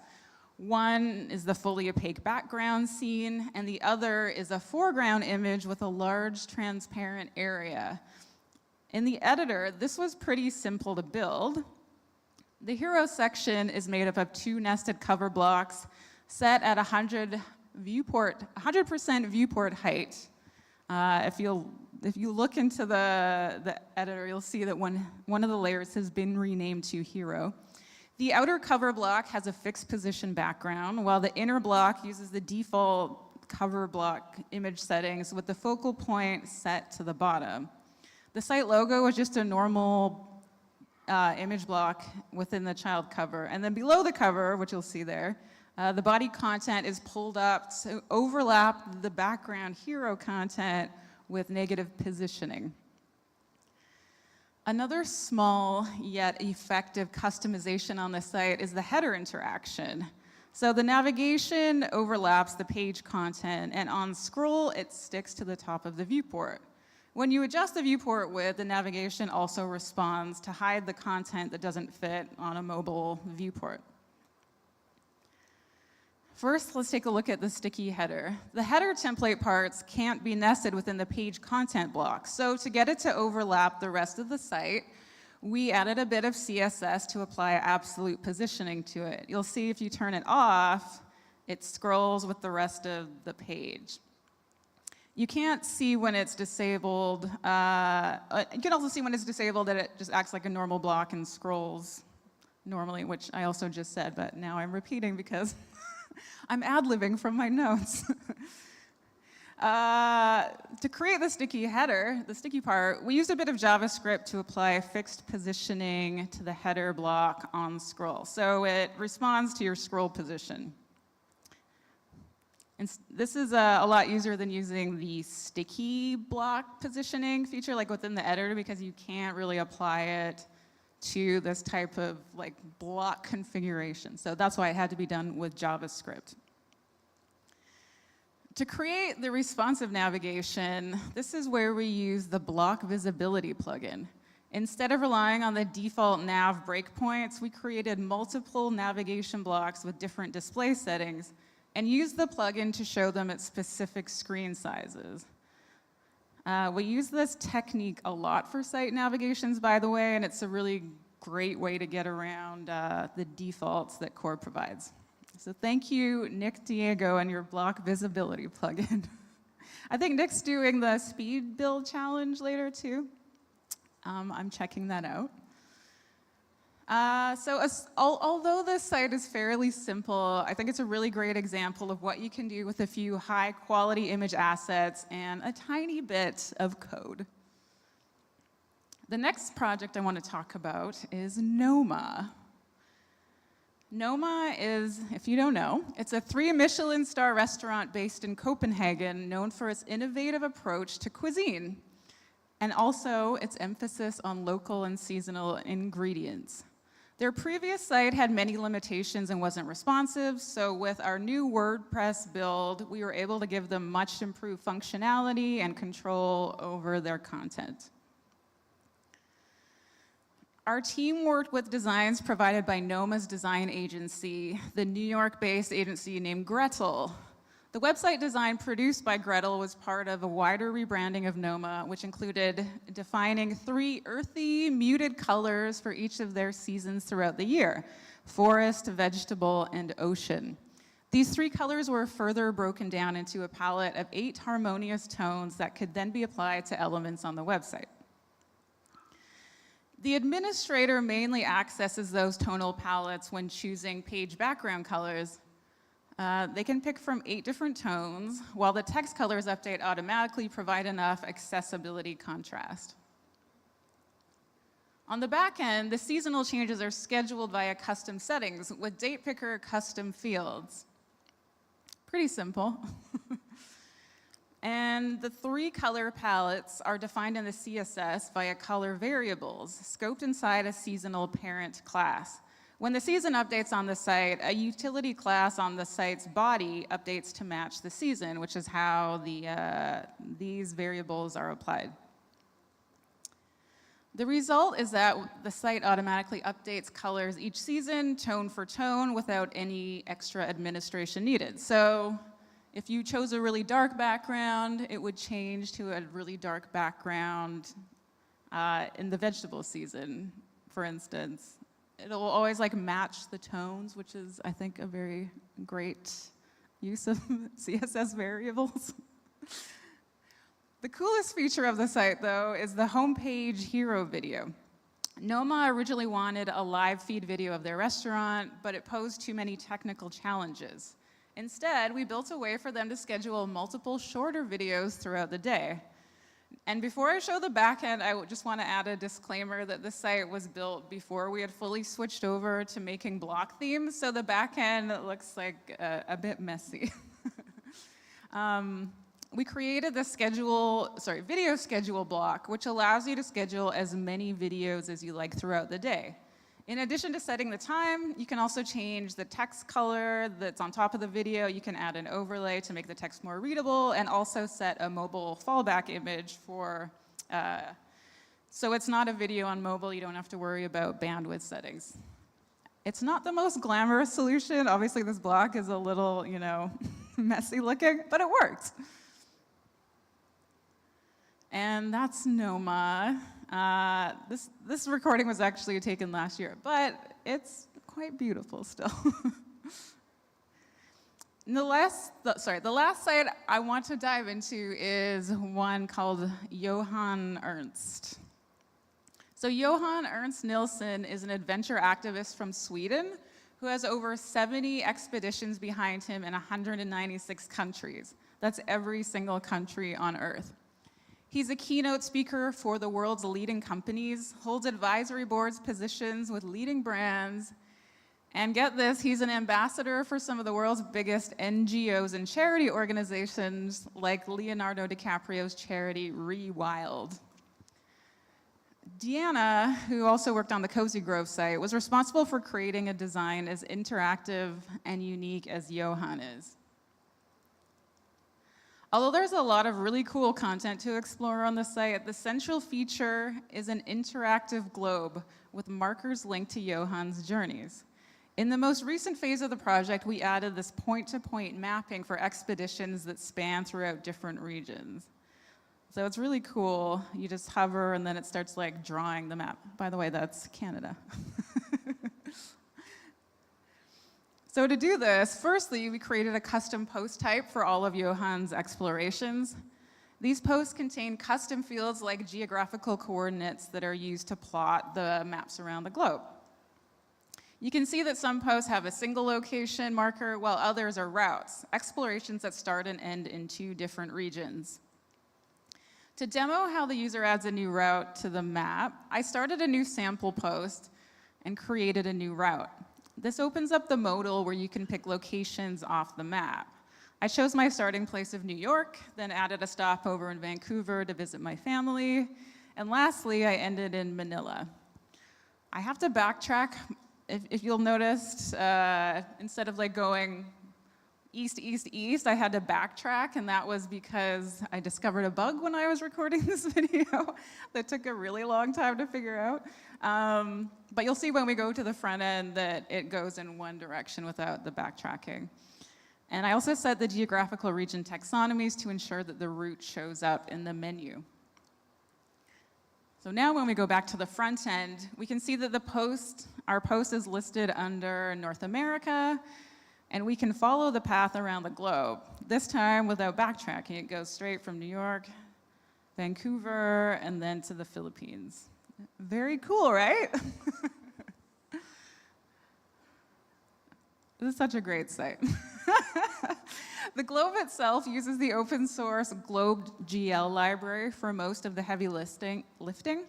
The Earth texture map and images are from Planet Pixel Emporium and Wikimedia Commons, respectively. So everything is open source that we used on this site. And lastly, on the front page template, you'll see that we do actually include a map globe block, but absolutely nothing renders on the back end except the loading screen text, which I didn't share, but when you first get to the site, you'll see this text that says, since 1994, Johan Ernst completed, blah, blah, blah. You might wonder why we want to create this page template with the editor instead of making one that was coded. And the reason is if you do it this way, any users can find that loading screen text and edit it in an intuitive location instead of it being buried in custom fields on a settings page or in a hard-coded template. I highly encourage you to check out Johan's site. Design-wise, there's so many lovely interactions to explore beyond the globe. And I also love the fact that the bright orange contrast color came from Johan's bright colored clothing that he wears on expeditions, particularly in the snow. I'm continuously so proud that our team created this site, and I'd especially like to give a shout out to our devs, Phil, Jeremy, and Steven, who are not here, but I don't think I gave them a shout out the last time I showed the site, and they really made magic. I also want to talk now about how we contribute to Automatic and open source in general. In case you don't know, this was the slide I was gonna remove and then did not. So let's just move forward. It was about how Automatic contributes 5%, and our team is one of the people that gives back, but obviously things have changed. I'm not gonna go into that. But because our team uses WordPress and Automatic's tools and products, we end up being some of the first real-world users and testers. And sometimes we're also the canary in the coal mine. This practice is known as dog fooding. It's essentially the act of a company using its own products or services. And I'll admit I did not know this term until recently, and I definitely assumed it meant something else. But now I know. So in the process of using our products, we report lots of bugs, and we get those things fixed. And we also suggest new product enhancements based on the real-world needs of our partners. One recent example, a few months ago, we found out that the WooExpress checkout was throwing an error in block themes with the latest WooCommerce payments release. We filed an issue, and the next day we had a patch deployed. Boom. Boom is in my notes, which is really embarrassing. As I've said already, our team makes a lot of websites. We support over 470 production sites, to be exact. And to maintain such a large amount of sites, we also build a lot of tooling. We've open sourced many of our tools, which you can find both on our website and on our GitHub account, showing right there. One example is the plugin Auto Update Filter. This plugin allows you to set a time frame in which to run auto updates on your installed plugins. This means you can plan to be online in case anything breaks and make sure that it's set to not update when you're not. That's a great handy plugin we use on everything we build. There's also a lot of other plugins in there. they were originally created to help our team, but they can be downloaded, used, forked, or extended by anyone for any purpose. For maintenance and security reasons, we tend to use third-party plugins sparingly and build custom blocks for all our projects, which is great when we have developers creating an entire custom-built site. But when it comes to no-code projects, which are usually the ones that designers are building, options in core become super limited. As designers on our team, we were missing out on the blocks that do the fun design nerd stuff. So we started a new initiative to focus on filling in the gaps that we needed. Essentially, a kind of toolkit that does cool things. Yeah, the audio is not working. Hold on, I'm gonna go back because I love this video and I'm gonna force everyone to watch it. Dad, can you use your tools? No, but I got you some of your own. Cool tools! These tools look real. Cool tools. The look and the feel. Cool tools. Cool tools. Cool tools. And so Project Cool Tools was born. It borrows its name from a very catchy toy set from the 90s that we had in the Americas. I don't know if you guys had it here. And by the way, this is just an internal project name, but I really love any excuse to play that commercial. An example of one of the Cool Tools blocks we made is Stretchy Type. This one was developed by our former Cool Tools partner in crime, Jeff Ong. He's not at Automatic anymore, but I miss him dearly. What this block does is, surprise, it scales your type to fit its container width. Unlike images, this text is accessible and can be read by screen readers, and so it's great for using in website footers or anywhere else you're way too lazy to export an image. The other blocks we've made, which you can find on our site, is the accordion. This one is a lot more complex. When you insert the block, there's a parent accordion group, and inside of the parent are two default accordion items. Inside each of those is an accordion header and a panel. The header is where you can style the icon, and the panel is where you insert your hidden content. Any type of child content, in fact, it doesn't matter if it's a paragraph or list or whatever. We went down this path instead of using the details block that already exists in core because the details block actually doesn't conform to modern accessibility standards. And if you want to get deeper into styling, this is one example of where you could take it. The granularity of the blocks allows you to get very detailed in your designs. The original goal for Cool Tools was to create blocks for our team to use on our partners' projects. But now we have a pull request in GitHub to maybe one day be merged into Core Gutenberg. Like, oh my God, this is a big deal. Again, a big shout out to Jeff for development and also Yarek, who helped perfect the UX and details of all the testing we were doing when we were building. To recap, we went from a Google Doc list of brainstormed ideas to creating actual blocks we use in actual projects. And now we have a real open source toolkit on our site. Any of our plugins and blocks are available to download, use, and contribute to. But why would you want to use any of these? Well, if they're automatic made, they will adhere to best practices, both in build and accessibility standards. They'll be open source. It'll be free forever. These will also be maintained and iterated on as needed. And down the road, our plan is to include auto-update capabilities. Fingers crossed that happens. And that's pretty much it. So thanks for coming to my talk and learning a little more about our special projects team. I'm Christy. That's my Blue Sky handle. That's a QR code that takes you to our site. Thanks for hanging out with me. Are there any questions? It's cool if there's not. That means I did a great job and explained everything really well. I don't see any. I love this. Oh, is there one? Okay. It's working? Okay, thank you for the great talk. Thank you. My question is, how you implementing the custom field input. I mean, is it all custom made with input on the side, or is it do you use the bindings or? Great, yeah. You know what? I am not the person that does all the custom field work. I can't answer that. But I know in the past we used a plugin, not advanced custom fields, but there's another one that we use. But I think now that we have block bindings, like we're moving more into that territory. On older builds, like the one that I was showing you for, whatchamacallit, for Noma, that was when we were using more of the plugin-based ones. I believe. You know what? I might be wrong, too. Thank you. You're welcome. Anyone have question? Can't believe the people I work with don't want to know more or haven't prepared any questions for me either.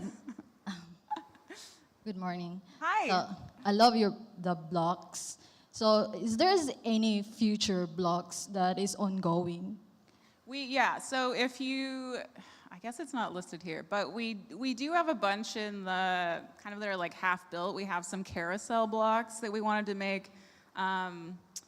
So like, because the ones that are default and core have really limited options, so we wanted to have a more functional carousel that can like go off screen, or like have, what's it called, full bleed images that can go off screen. We also wanted to do one, like a carousel that you could use with posts. So that's like maybe upcoming. We had another one that like I really am gunning for, and it's to have filters in post queries, so you can filter the posts that are listed in a loop based on the categories or whatever taxonomies you want to use. So hopefully like those will be coming. It's really hard to find dev resources for this stuff on our team, but we're working towards it very slowly. Yes. Do I know you? Who is she?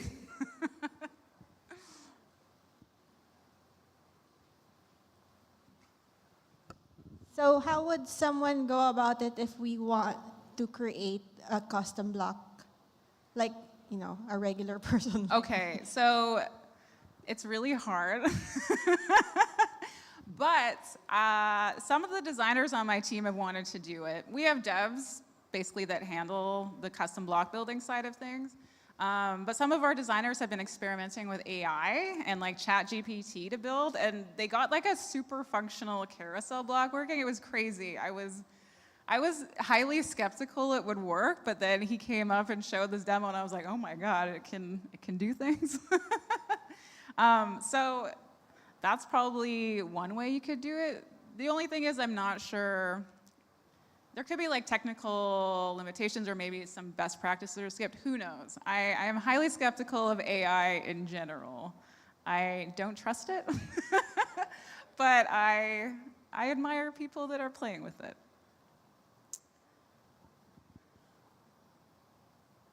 Cool. Well, thanks for your questions and for, again, hanging out in this room. I'm sweating a lot. I don't know if you guys can tell. Also, I used to host karaoke, so I'm just really way too comfortable holding a microphone and talking into it and filling time. Are we done, Amy? Thank you all again for your patience, and thank you, Christy, for this amazing talk. We would like you to have this. Thank you so much. Cool. I love it. Always great to have gifts. Yeah. Thank you.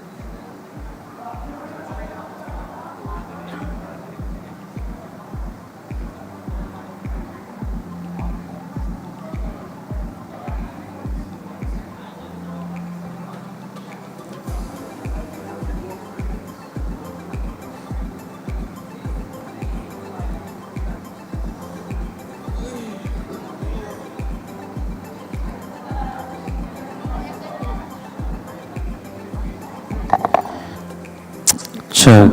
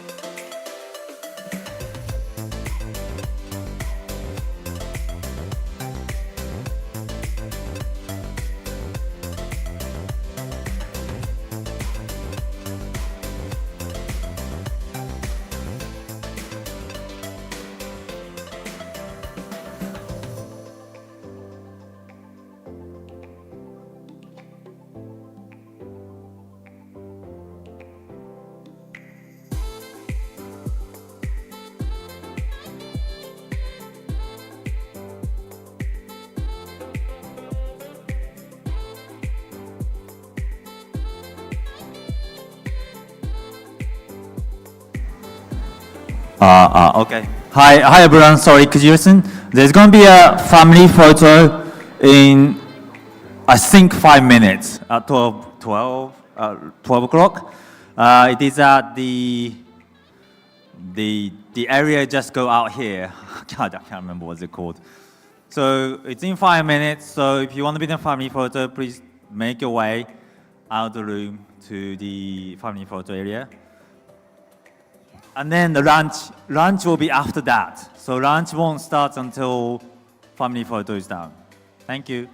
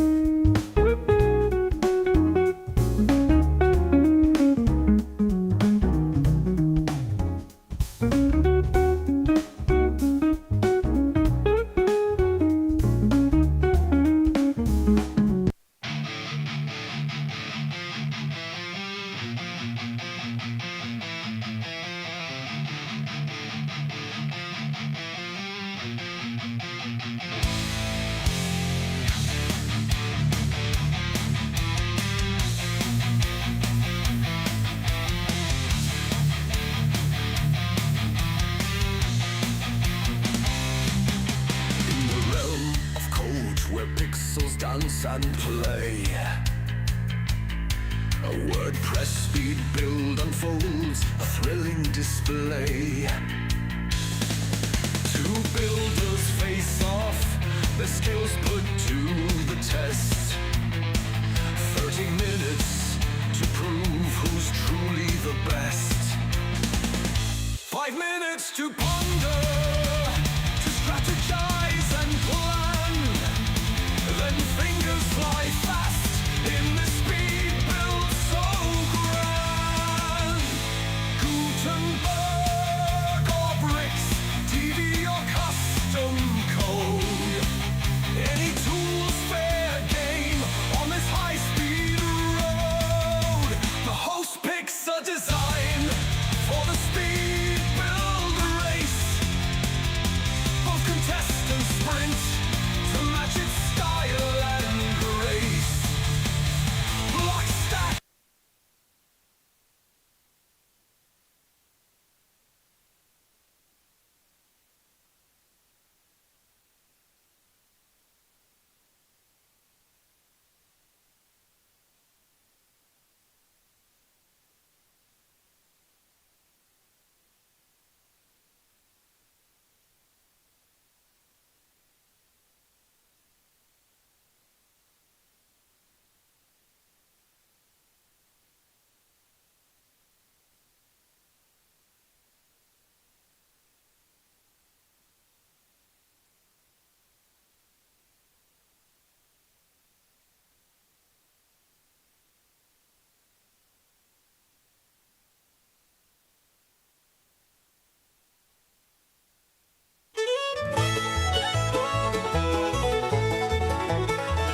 In the realm of code where pixels dance and play, a WordPress speed build unfolds, a thrilling display.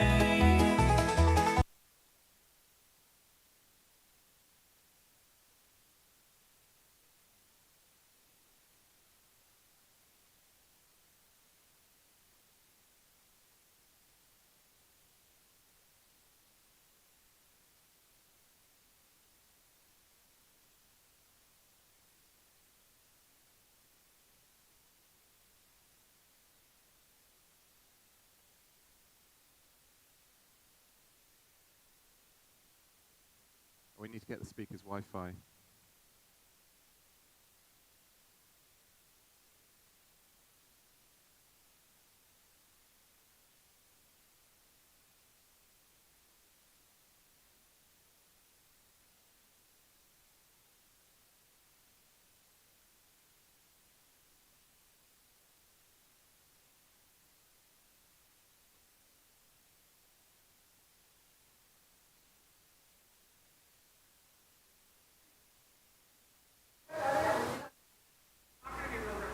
Okay.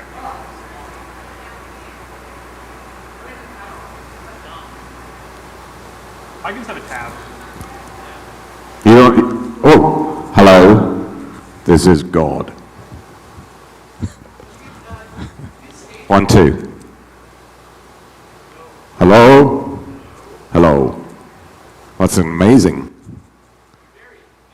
It's very boomy. It's got a lot of bass.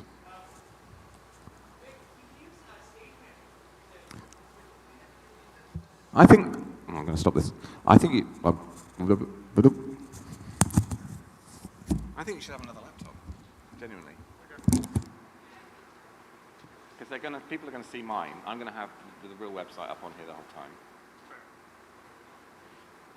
They just want to see your stuff, I think. Then we got this guy. Hey, cool. So tiny.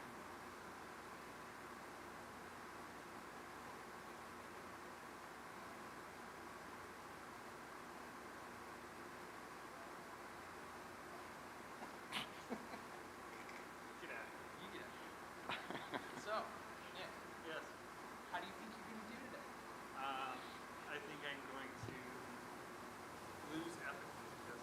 Are you using cursor? Or are you just going to stick to 4 as much as... No, we'll see. It depends what he's Yeah. outside of the world that we're using. Yeah. You got the images, right? You Yes, downloaded them? I've downloaded it, but I have not yet uploaded them. I think you can upload them. Yeah. Feel free to upload the images to the site, so you probably already done that. How do you think you're going to do today? Hopefully not too bad. Do you think? There's something else we need. We need the Wi-Fi. Hi. He seems to think he's going to win. What do you think? Hi there. Asia. So we're the partner production company of WordCamp Asia. Okay. So I would like to check if we both everything win, both in win? order. Almost. We just need the speaker's Wi-Fi, I think. Can we get access to that? Great. Well, best of luck. Please check if the Wi-Fi is still stable from this. This is what this was. Hello. That's fine. Yep. Okay. Can you check staff? Can I check? I just want to check this as well. Hello? Hello? So it should be Hello? WordCamp Is that coming through?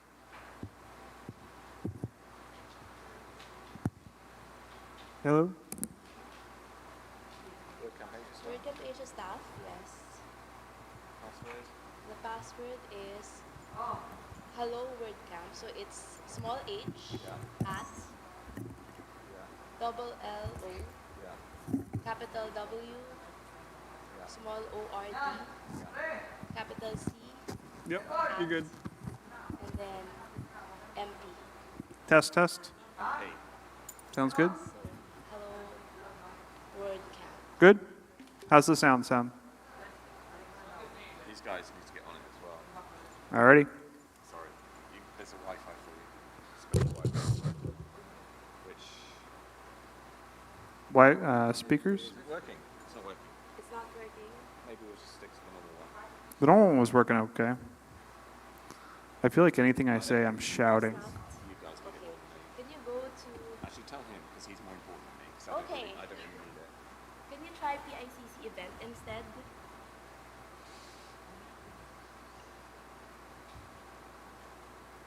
PICC event. Oh, this one.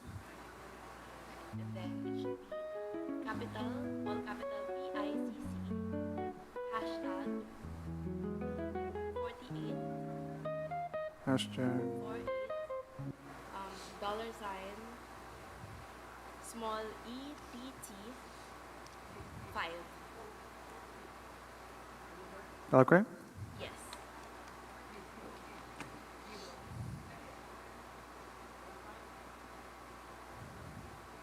Is it connected?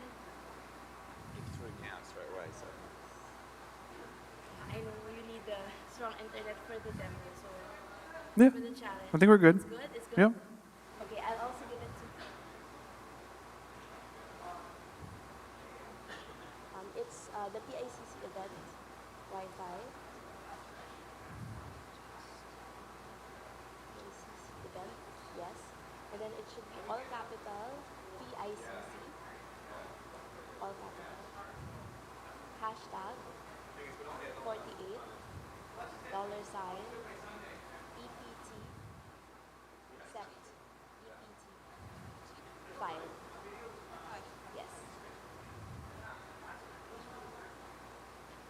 So it's a separate.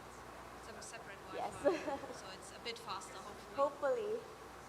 Oh, no, we have to use AI now, Nick. I know. Damn it. God.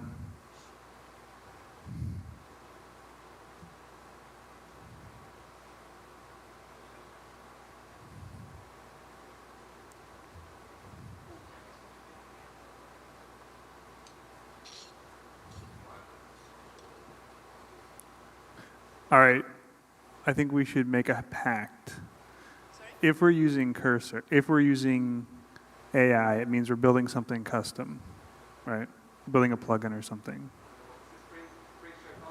Yes. So, do we want to agree that we can set up an empty folder in our local environment?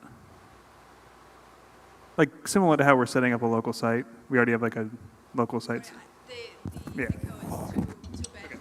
So similar to how we have a local site set up, Yeah. you have basically a stock local site, right? I have a local site with all WordPress files, yeah. Yeah, yeah.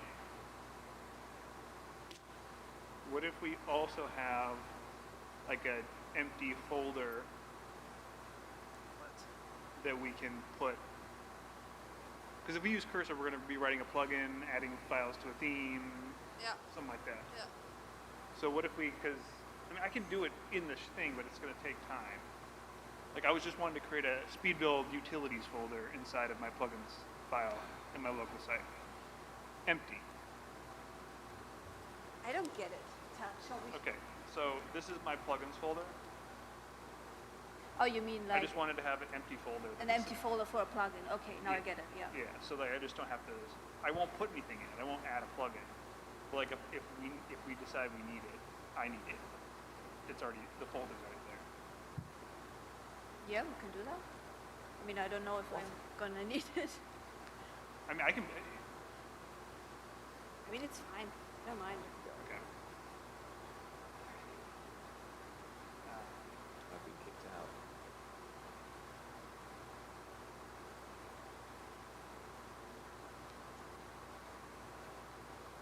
Have you exceeded the quota? What does that mean? The flow quota policy? Which Wi-Fi are you connected to? I guess. Yeah. Wasn't she just here and told him the password? Yeah, but it didn't. Brian, Did you get on that one? Yeah. why am I crazy? Like, how do you open the oh, wait, wait. How do you open the terminal? Yeah. I thought it was Command T.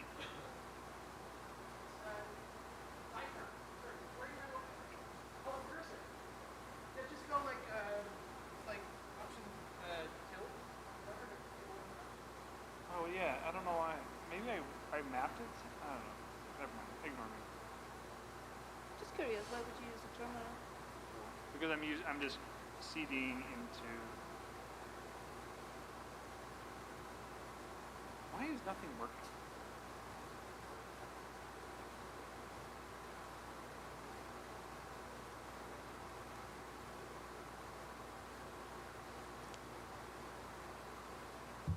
When she's Oh, I'm an idiot. I'm an idiot. I'm an idiot. Ask her to I give you the Wi-Fi password for the events. Because there's a Wi-Fi PSCC event. You on this one? No, no, I'm on another one. Which one are you on? Close this. PSCC event. That's the one we're on. And what's the password? The one she gave us? PICC in capitals. Yeah. Hashtag.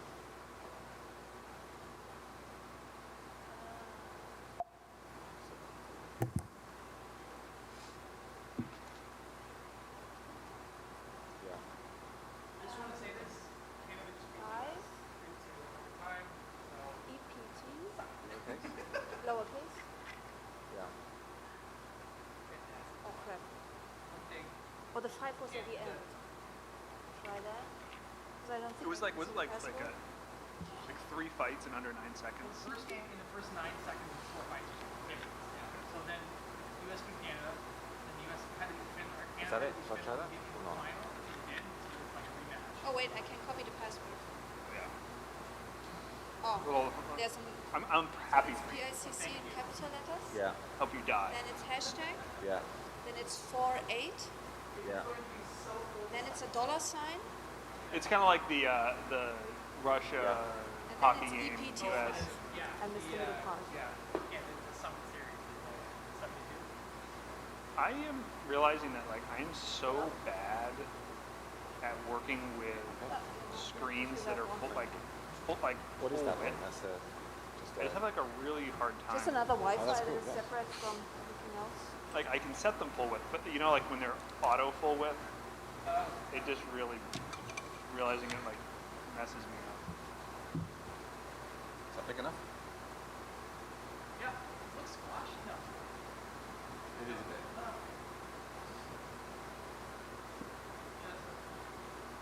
It's great. All right, I'm doing a studio plug in this thing.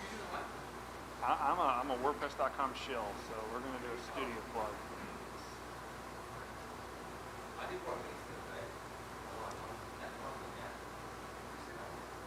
I saw that you did it. I didn't watch it. Yeah. Oh, you. But now we are sitting on the wrong sides, Nick.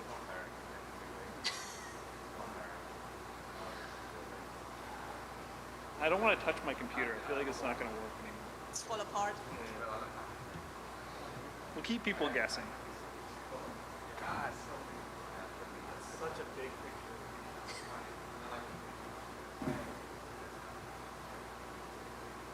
What is the difference between chat and composer?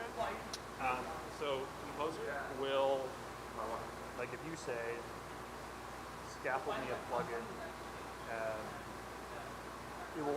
Composer will write the files. Chat will just give you the code and the answer. So I want to be in composer. Well, it's only my second time using courses. Honestly, I'm gonna build everything I can without it. I'm a cursor. It's not like a one-shot. I write a beautiful prompt and it gives me the thing. It's like, it gives me half a thing and then I prompt it again and refine it. Yeah, and I think this will be too time consuming. Because I did that with Temi. I did that with Temi yesterday, where she tried to give it a screenshot of some work and say, make me this a theme. It took us way too long. It's not gonna work. This is something for like, if you really want to experiment with stuff, or like don't know what you want to do. You don't have 30 minutes time constraint. Like, and you When you have time, exactly. But with 30 minutes, I think like using this one is better AI than I think we're both faster than the other. human AI. Like, so. Do you want to try and grab food real quick? Or? Yeah.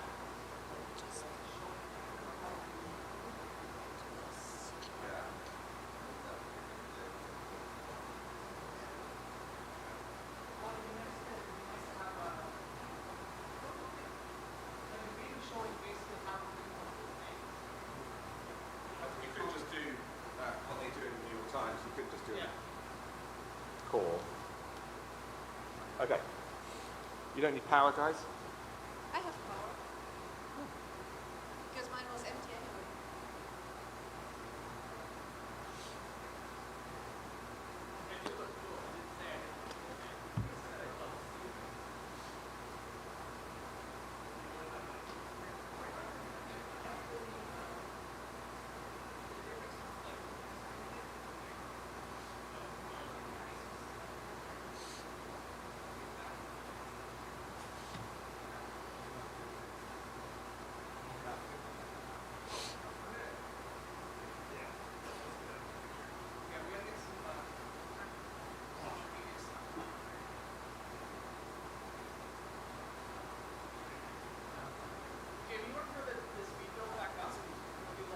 Yeah, I'm just going to 2 seconds.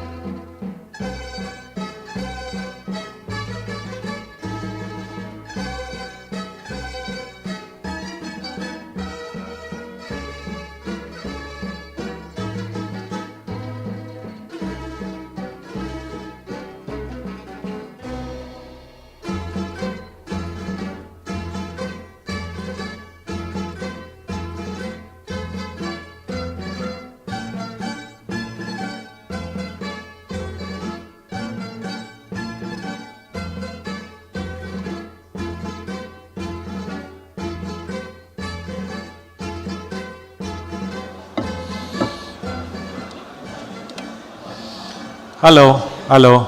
Yes, thank you. Mic check. Good afternoon, everyone. We will be starting in a couple of minutes. We'll wait for a few more people who are walking from the dining hall till here. And on Jamie's signal, we'll start the session. Whenever you are ready, Jamie.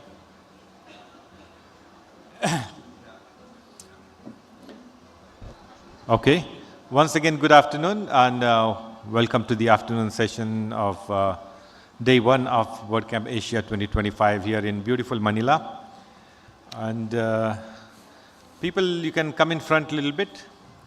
Okay. So now, next up, we have the WordPress Speed Build Challenge. How many of you have heard of this Speed Build Challenge? Okay. So a lot of people have heard of this. So what I was given to understand is it is a competition, and supposed to be a friendly competition where no punches are held back. It's quite friendly. So the Speed Build Challenge works like this. Famous website is shown to both the competitors, and they have 30 minutes to finish the website. They have to replicate the website in 30 minutes. Okay, so that's why it's called Speed Build Challenge, and the one who finishes the website first or the closest to the original given website is declared the winner, and all that is referee's decision. Referee is, of course, Jamie Marsland. Okay, he is popular for his Puttle Press channel, YouTube channel, and he is now the head of YouTube at WordPress, YouTube for WordPress, Jamie? Yes. Yes, okay, he is the head of YouTube for WordPress.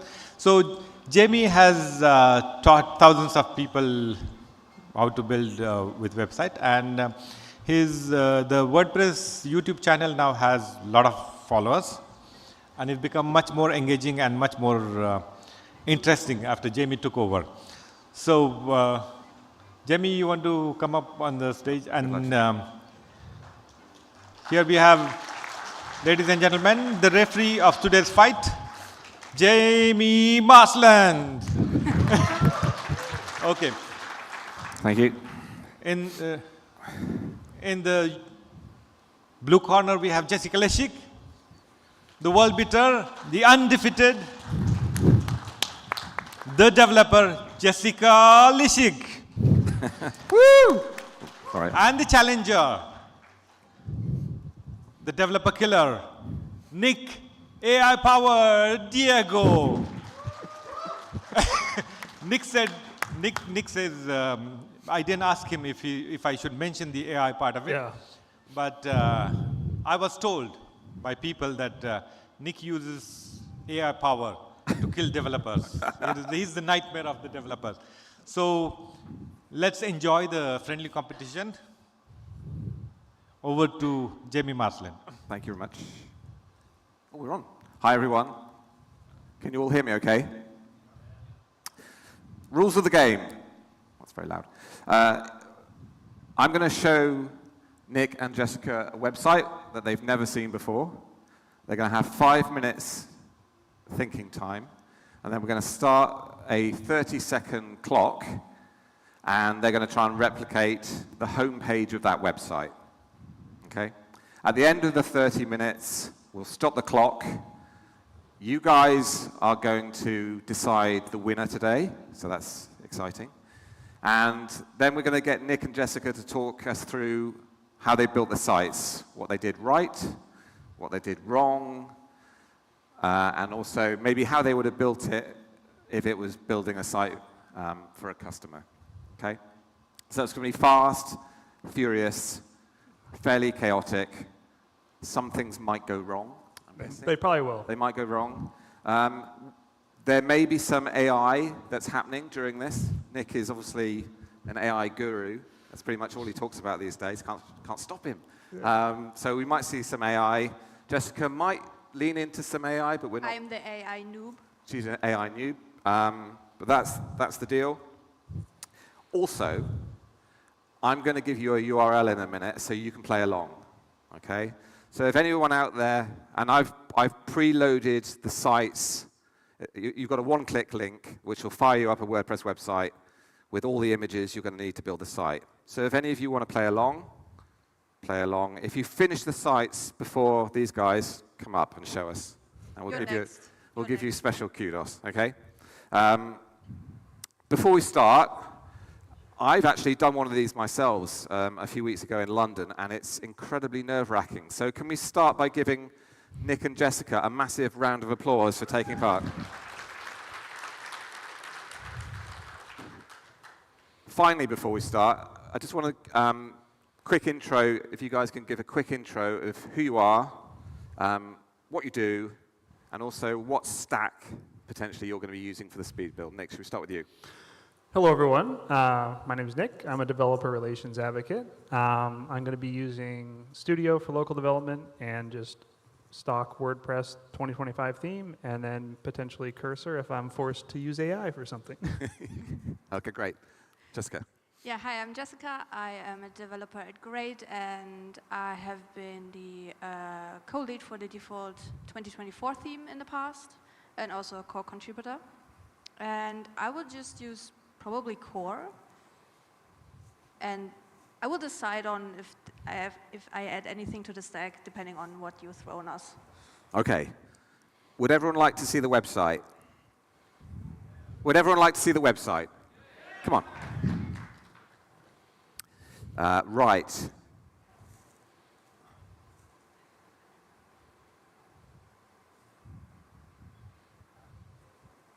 Interesting. Right, here we go.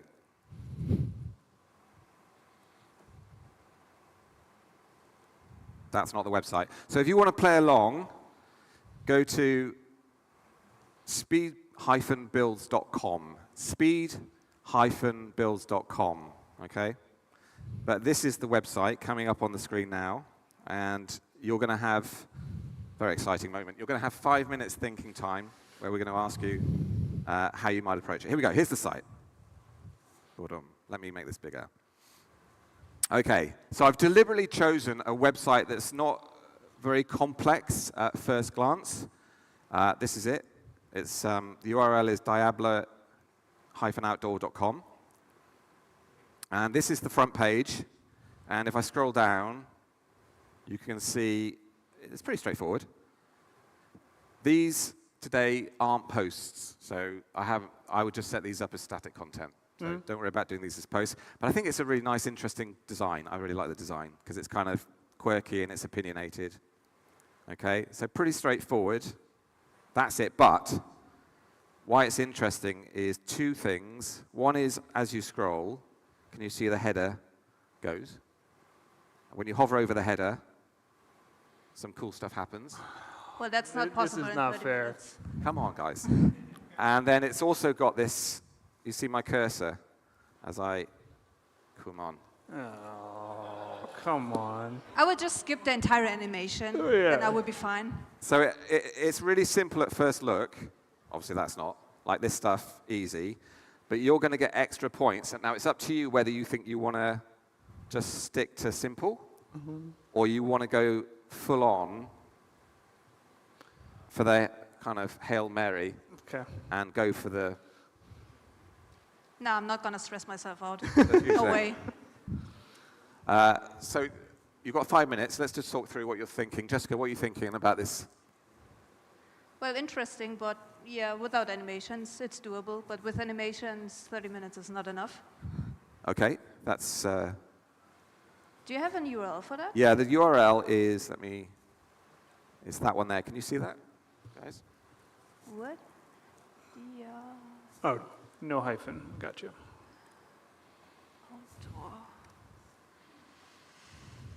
So you're going to see Nick's screen over on that screen over there. Jessica's screen is over on that screen. And obviously my screen is here with the countdown timer that you can see over on the left, which was built with AI yesterday. Very exciting. So Nick, what are you thinking? I think I'm going to try and get the general outline of the site done before turning to AI. Otherwise, I'm going to end up with nothing to show. but I think that I have an idea if I had like a couple hours on how to build the carousel. It's pretty straightforward. You don't think it might be fun to just try and do the top header hero with the nice menu? How many points do I get for that? You would win if you got that working. Just the header? Well, I am only speaking for myself. Okay. I think that's more challenging. All right. But you could end up with nothing. That's the risk. Ooh, okay. Well, high risk, high reward, so we'll see. Does everyone want to see Nick try that? Would that be fun? Wait, what the carousel or this? I don't really like that. Okay, me neither. I like this. That's kind of cool. neat. Yeah. That would be fun. Okay. Oh, jeez. All right, let's go. Jessica, do you need any more time? I think you're ready, right? You're inspecting stuff. You ready? Yeah, I'm inspecting stuff just to see. So it is a WordPress website, which is interesting. Yeah, this is, by the way, this website's on the WordPress.org showcase. So if you want to go and read up about it, it's a cool website. Yeah, there's some JavaScript that makes this fancy arrows.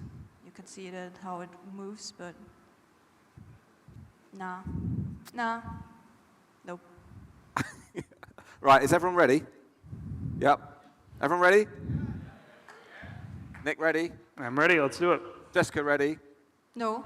By the way, I should also announce this is probably Jessica's last ever appearance on a WordPress speed build, which is very sad, but this is probably it, Jessica, for you, right?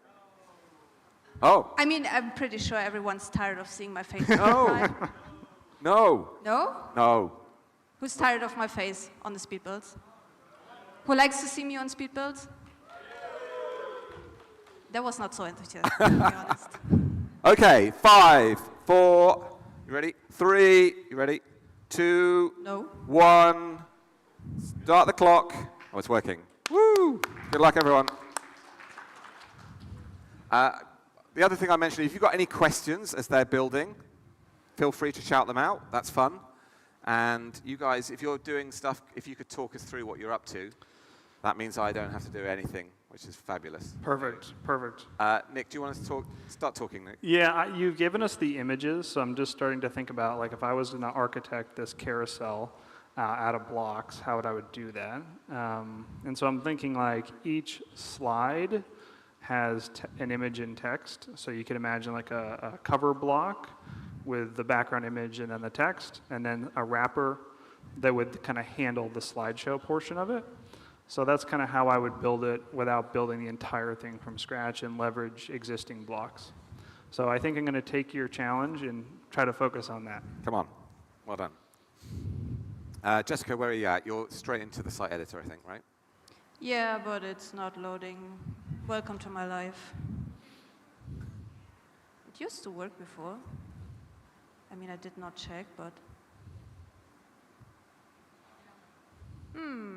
I think I know what it is. Where are we? Permalinks. Save changes. Now look at that. If you have working permalinks, it does work. Great. Yeah, if anyone can take note of bugs, please do. Here we are. Okay. Just a quick show of hands. Who here is using Cursor to build stuff yet? Just out of interest. Okay, cool. Who here is actually building right now? Is anyone in the crowd having a go at this? Is Rich going for it, yeah? Okay. Is he doing the slideshow portion, or is he just doing the easy part?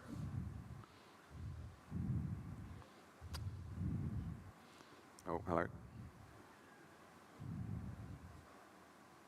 Okay, you've had 2.5 minutes. I'll just scroll down the page so you can all see what's coming up. So this is the hero, and then we scroll down.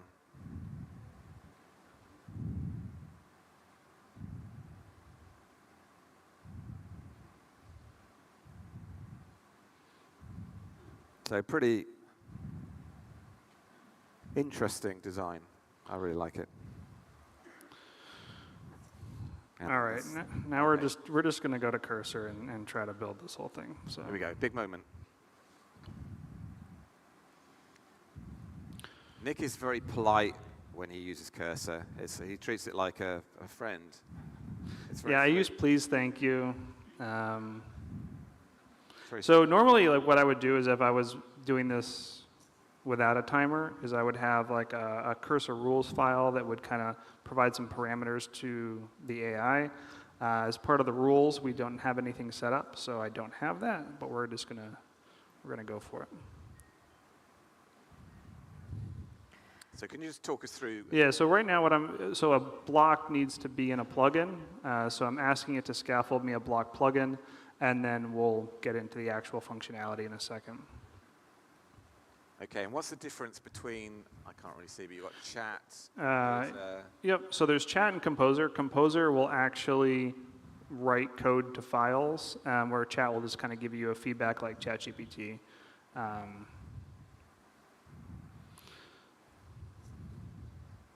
Okay, update on Jessica. She is... Do we have that image in the pictures you gave us?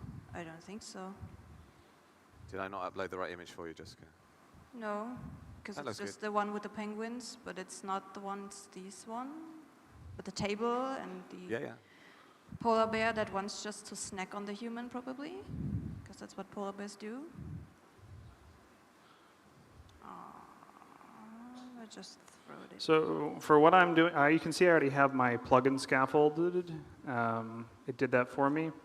So you could ask it to just build you a carousel block from scratch, and it would do something. I wouldn't know what it was going to do, but it would do something. I'm going to try to make it build me a carousel out of cover blocks, because I don't want it to reinvent the wheel. I still want to use all the cover block functionality. I just want like a wrapper that adds the slideshow stuff.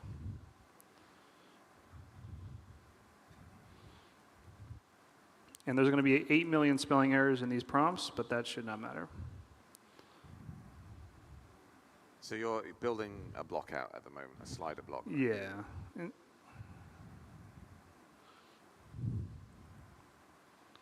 So one of the things I like to do when building with Cursor is have a very detailed instructions file that allows you to kind of like one-shot the build. Here we're obviously not doing that. So we might go down some interesting paths with this.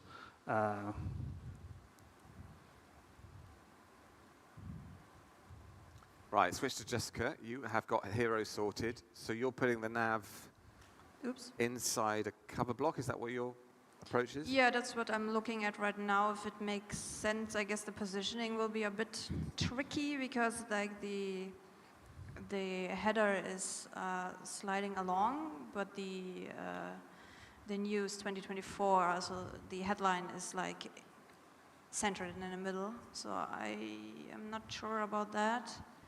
If I can arrange like this as is, we will see. So I think I've seen you do this before, where you've put the header above, I think, and used negative margin, or maybe I got that wrong. Did you do that at one speed build? I don't remember, to be honest. Okay. Oh. Okay. 23 minutes, 25 seconds left. All right, so one of the things I did is I asked it to ask me any questions that it has after I provided the prompt, and you can see that there's a number of questions here that it's given me. Do I want to control this slide transition speed? Do I want an autoplay toggle? All these things. So I'm going to provide it some answers, and that will kind of build something hopefully close to what we're looking for.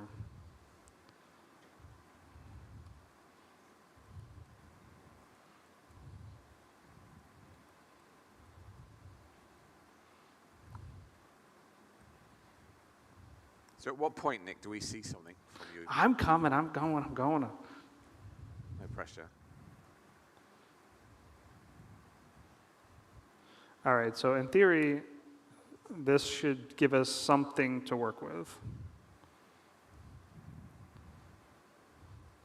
All right, so interestingly enough, it's using, you can see this here, it's using SPLIDE, which is actually a slideshow or carousel JavaScript library. So it identified that that's what it wants to use to handle all the slideshow stuff.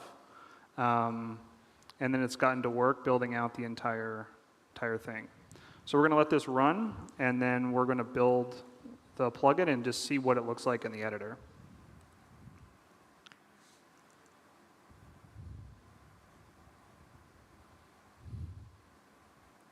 Right, back to Jessica. How are you getting on? Where are you at, Jessica? Talk us through it. Just looking at the navigation. Ooh, that is painful, but here we are. Links, links. Crazy things, crazy things. I think I would just skip that one for now. I would just give it a red text color so it pops out a bit more.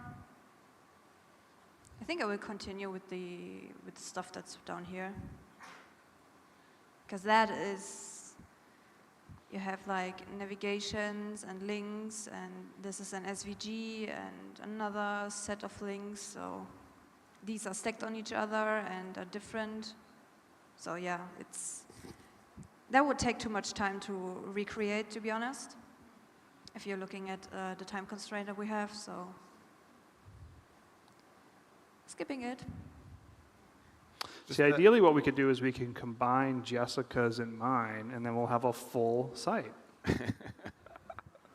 Okay, I missed what you did there, Nick. What were we So when you do a plugin that requires a build script, it needs to install a bunch of stuff. So while it was installing, I was kind of setting up my cover blocks, because ideally this custom plugin we're doing is just a composition of cover blocks. So that's why I'm over here making my cover blocks.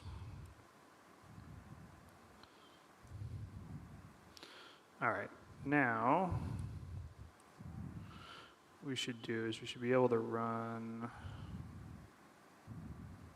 All right, so I'm using WP scripts. So I'm going to use npm run start, and it will build the plugin for us. Oh. You okay? Yeah, I'm just figuring out that these are actually different posts again. So Yeah, what you would use here is probably a query block. I know a plugin with which I could do that, to be honest. Yeah, I think for today, don't just assume they're not posts. Just assume they're static. Yeah. Yeah. For those watching my screen, I have my plugin here, my block plugin, quite original. No, I missed that again. Sorry, Nick. So what we did. How did the plugin appear there?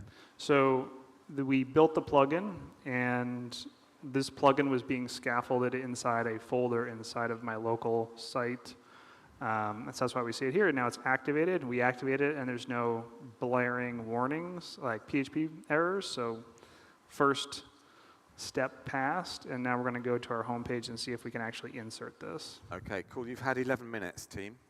I will admit to you all, I do not have a whole lot of faith in this. Come on. But let's see. Oh, look at this. We have a carousel block. That's fun. It gave us a little icon. Ooh. Oh, this is interesting. Okay. Look at this. Okay, so it inserted the block, and when it did, it added a couple cover blocks for us. That's exciting. This is exciting. All right, so I didn't save this page, so that's why I'm just going to copy these over. All right, so now we'll replace these.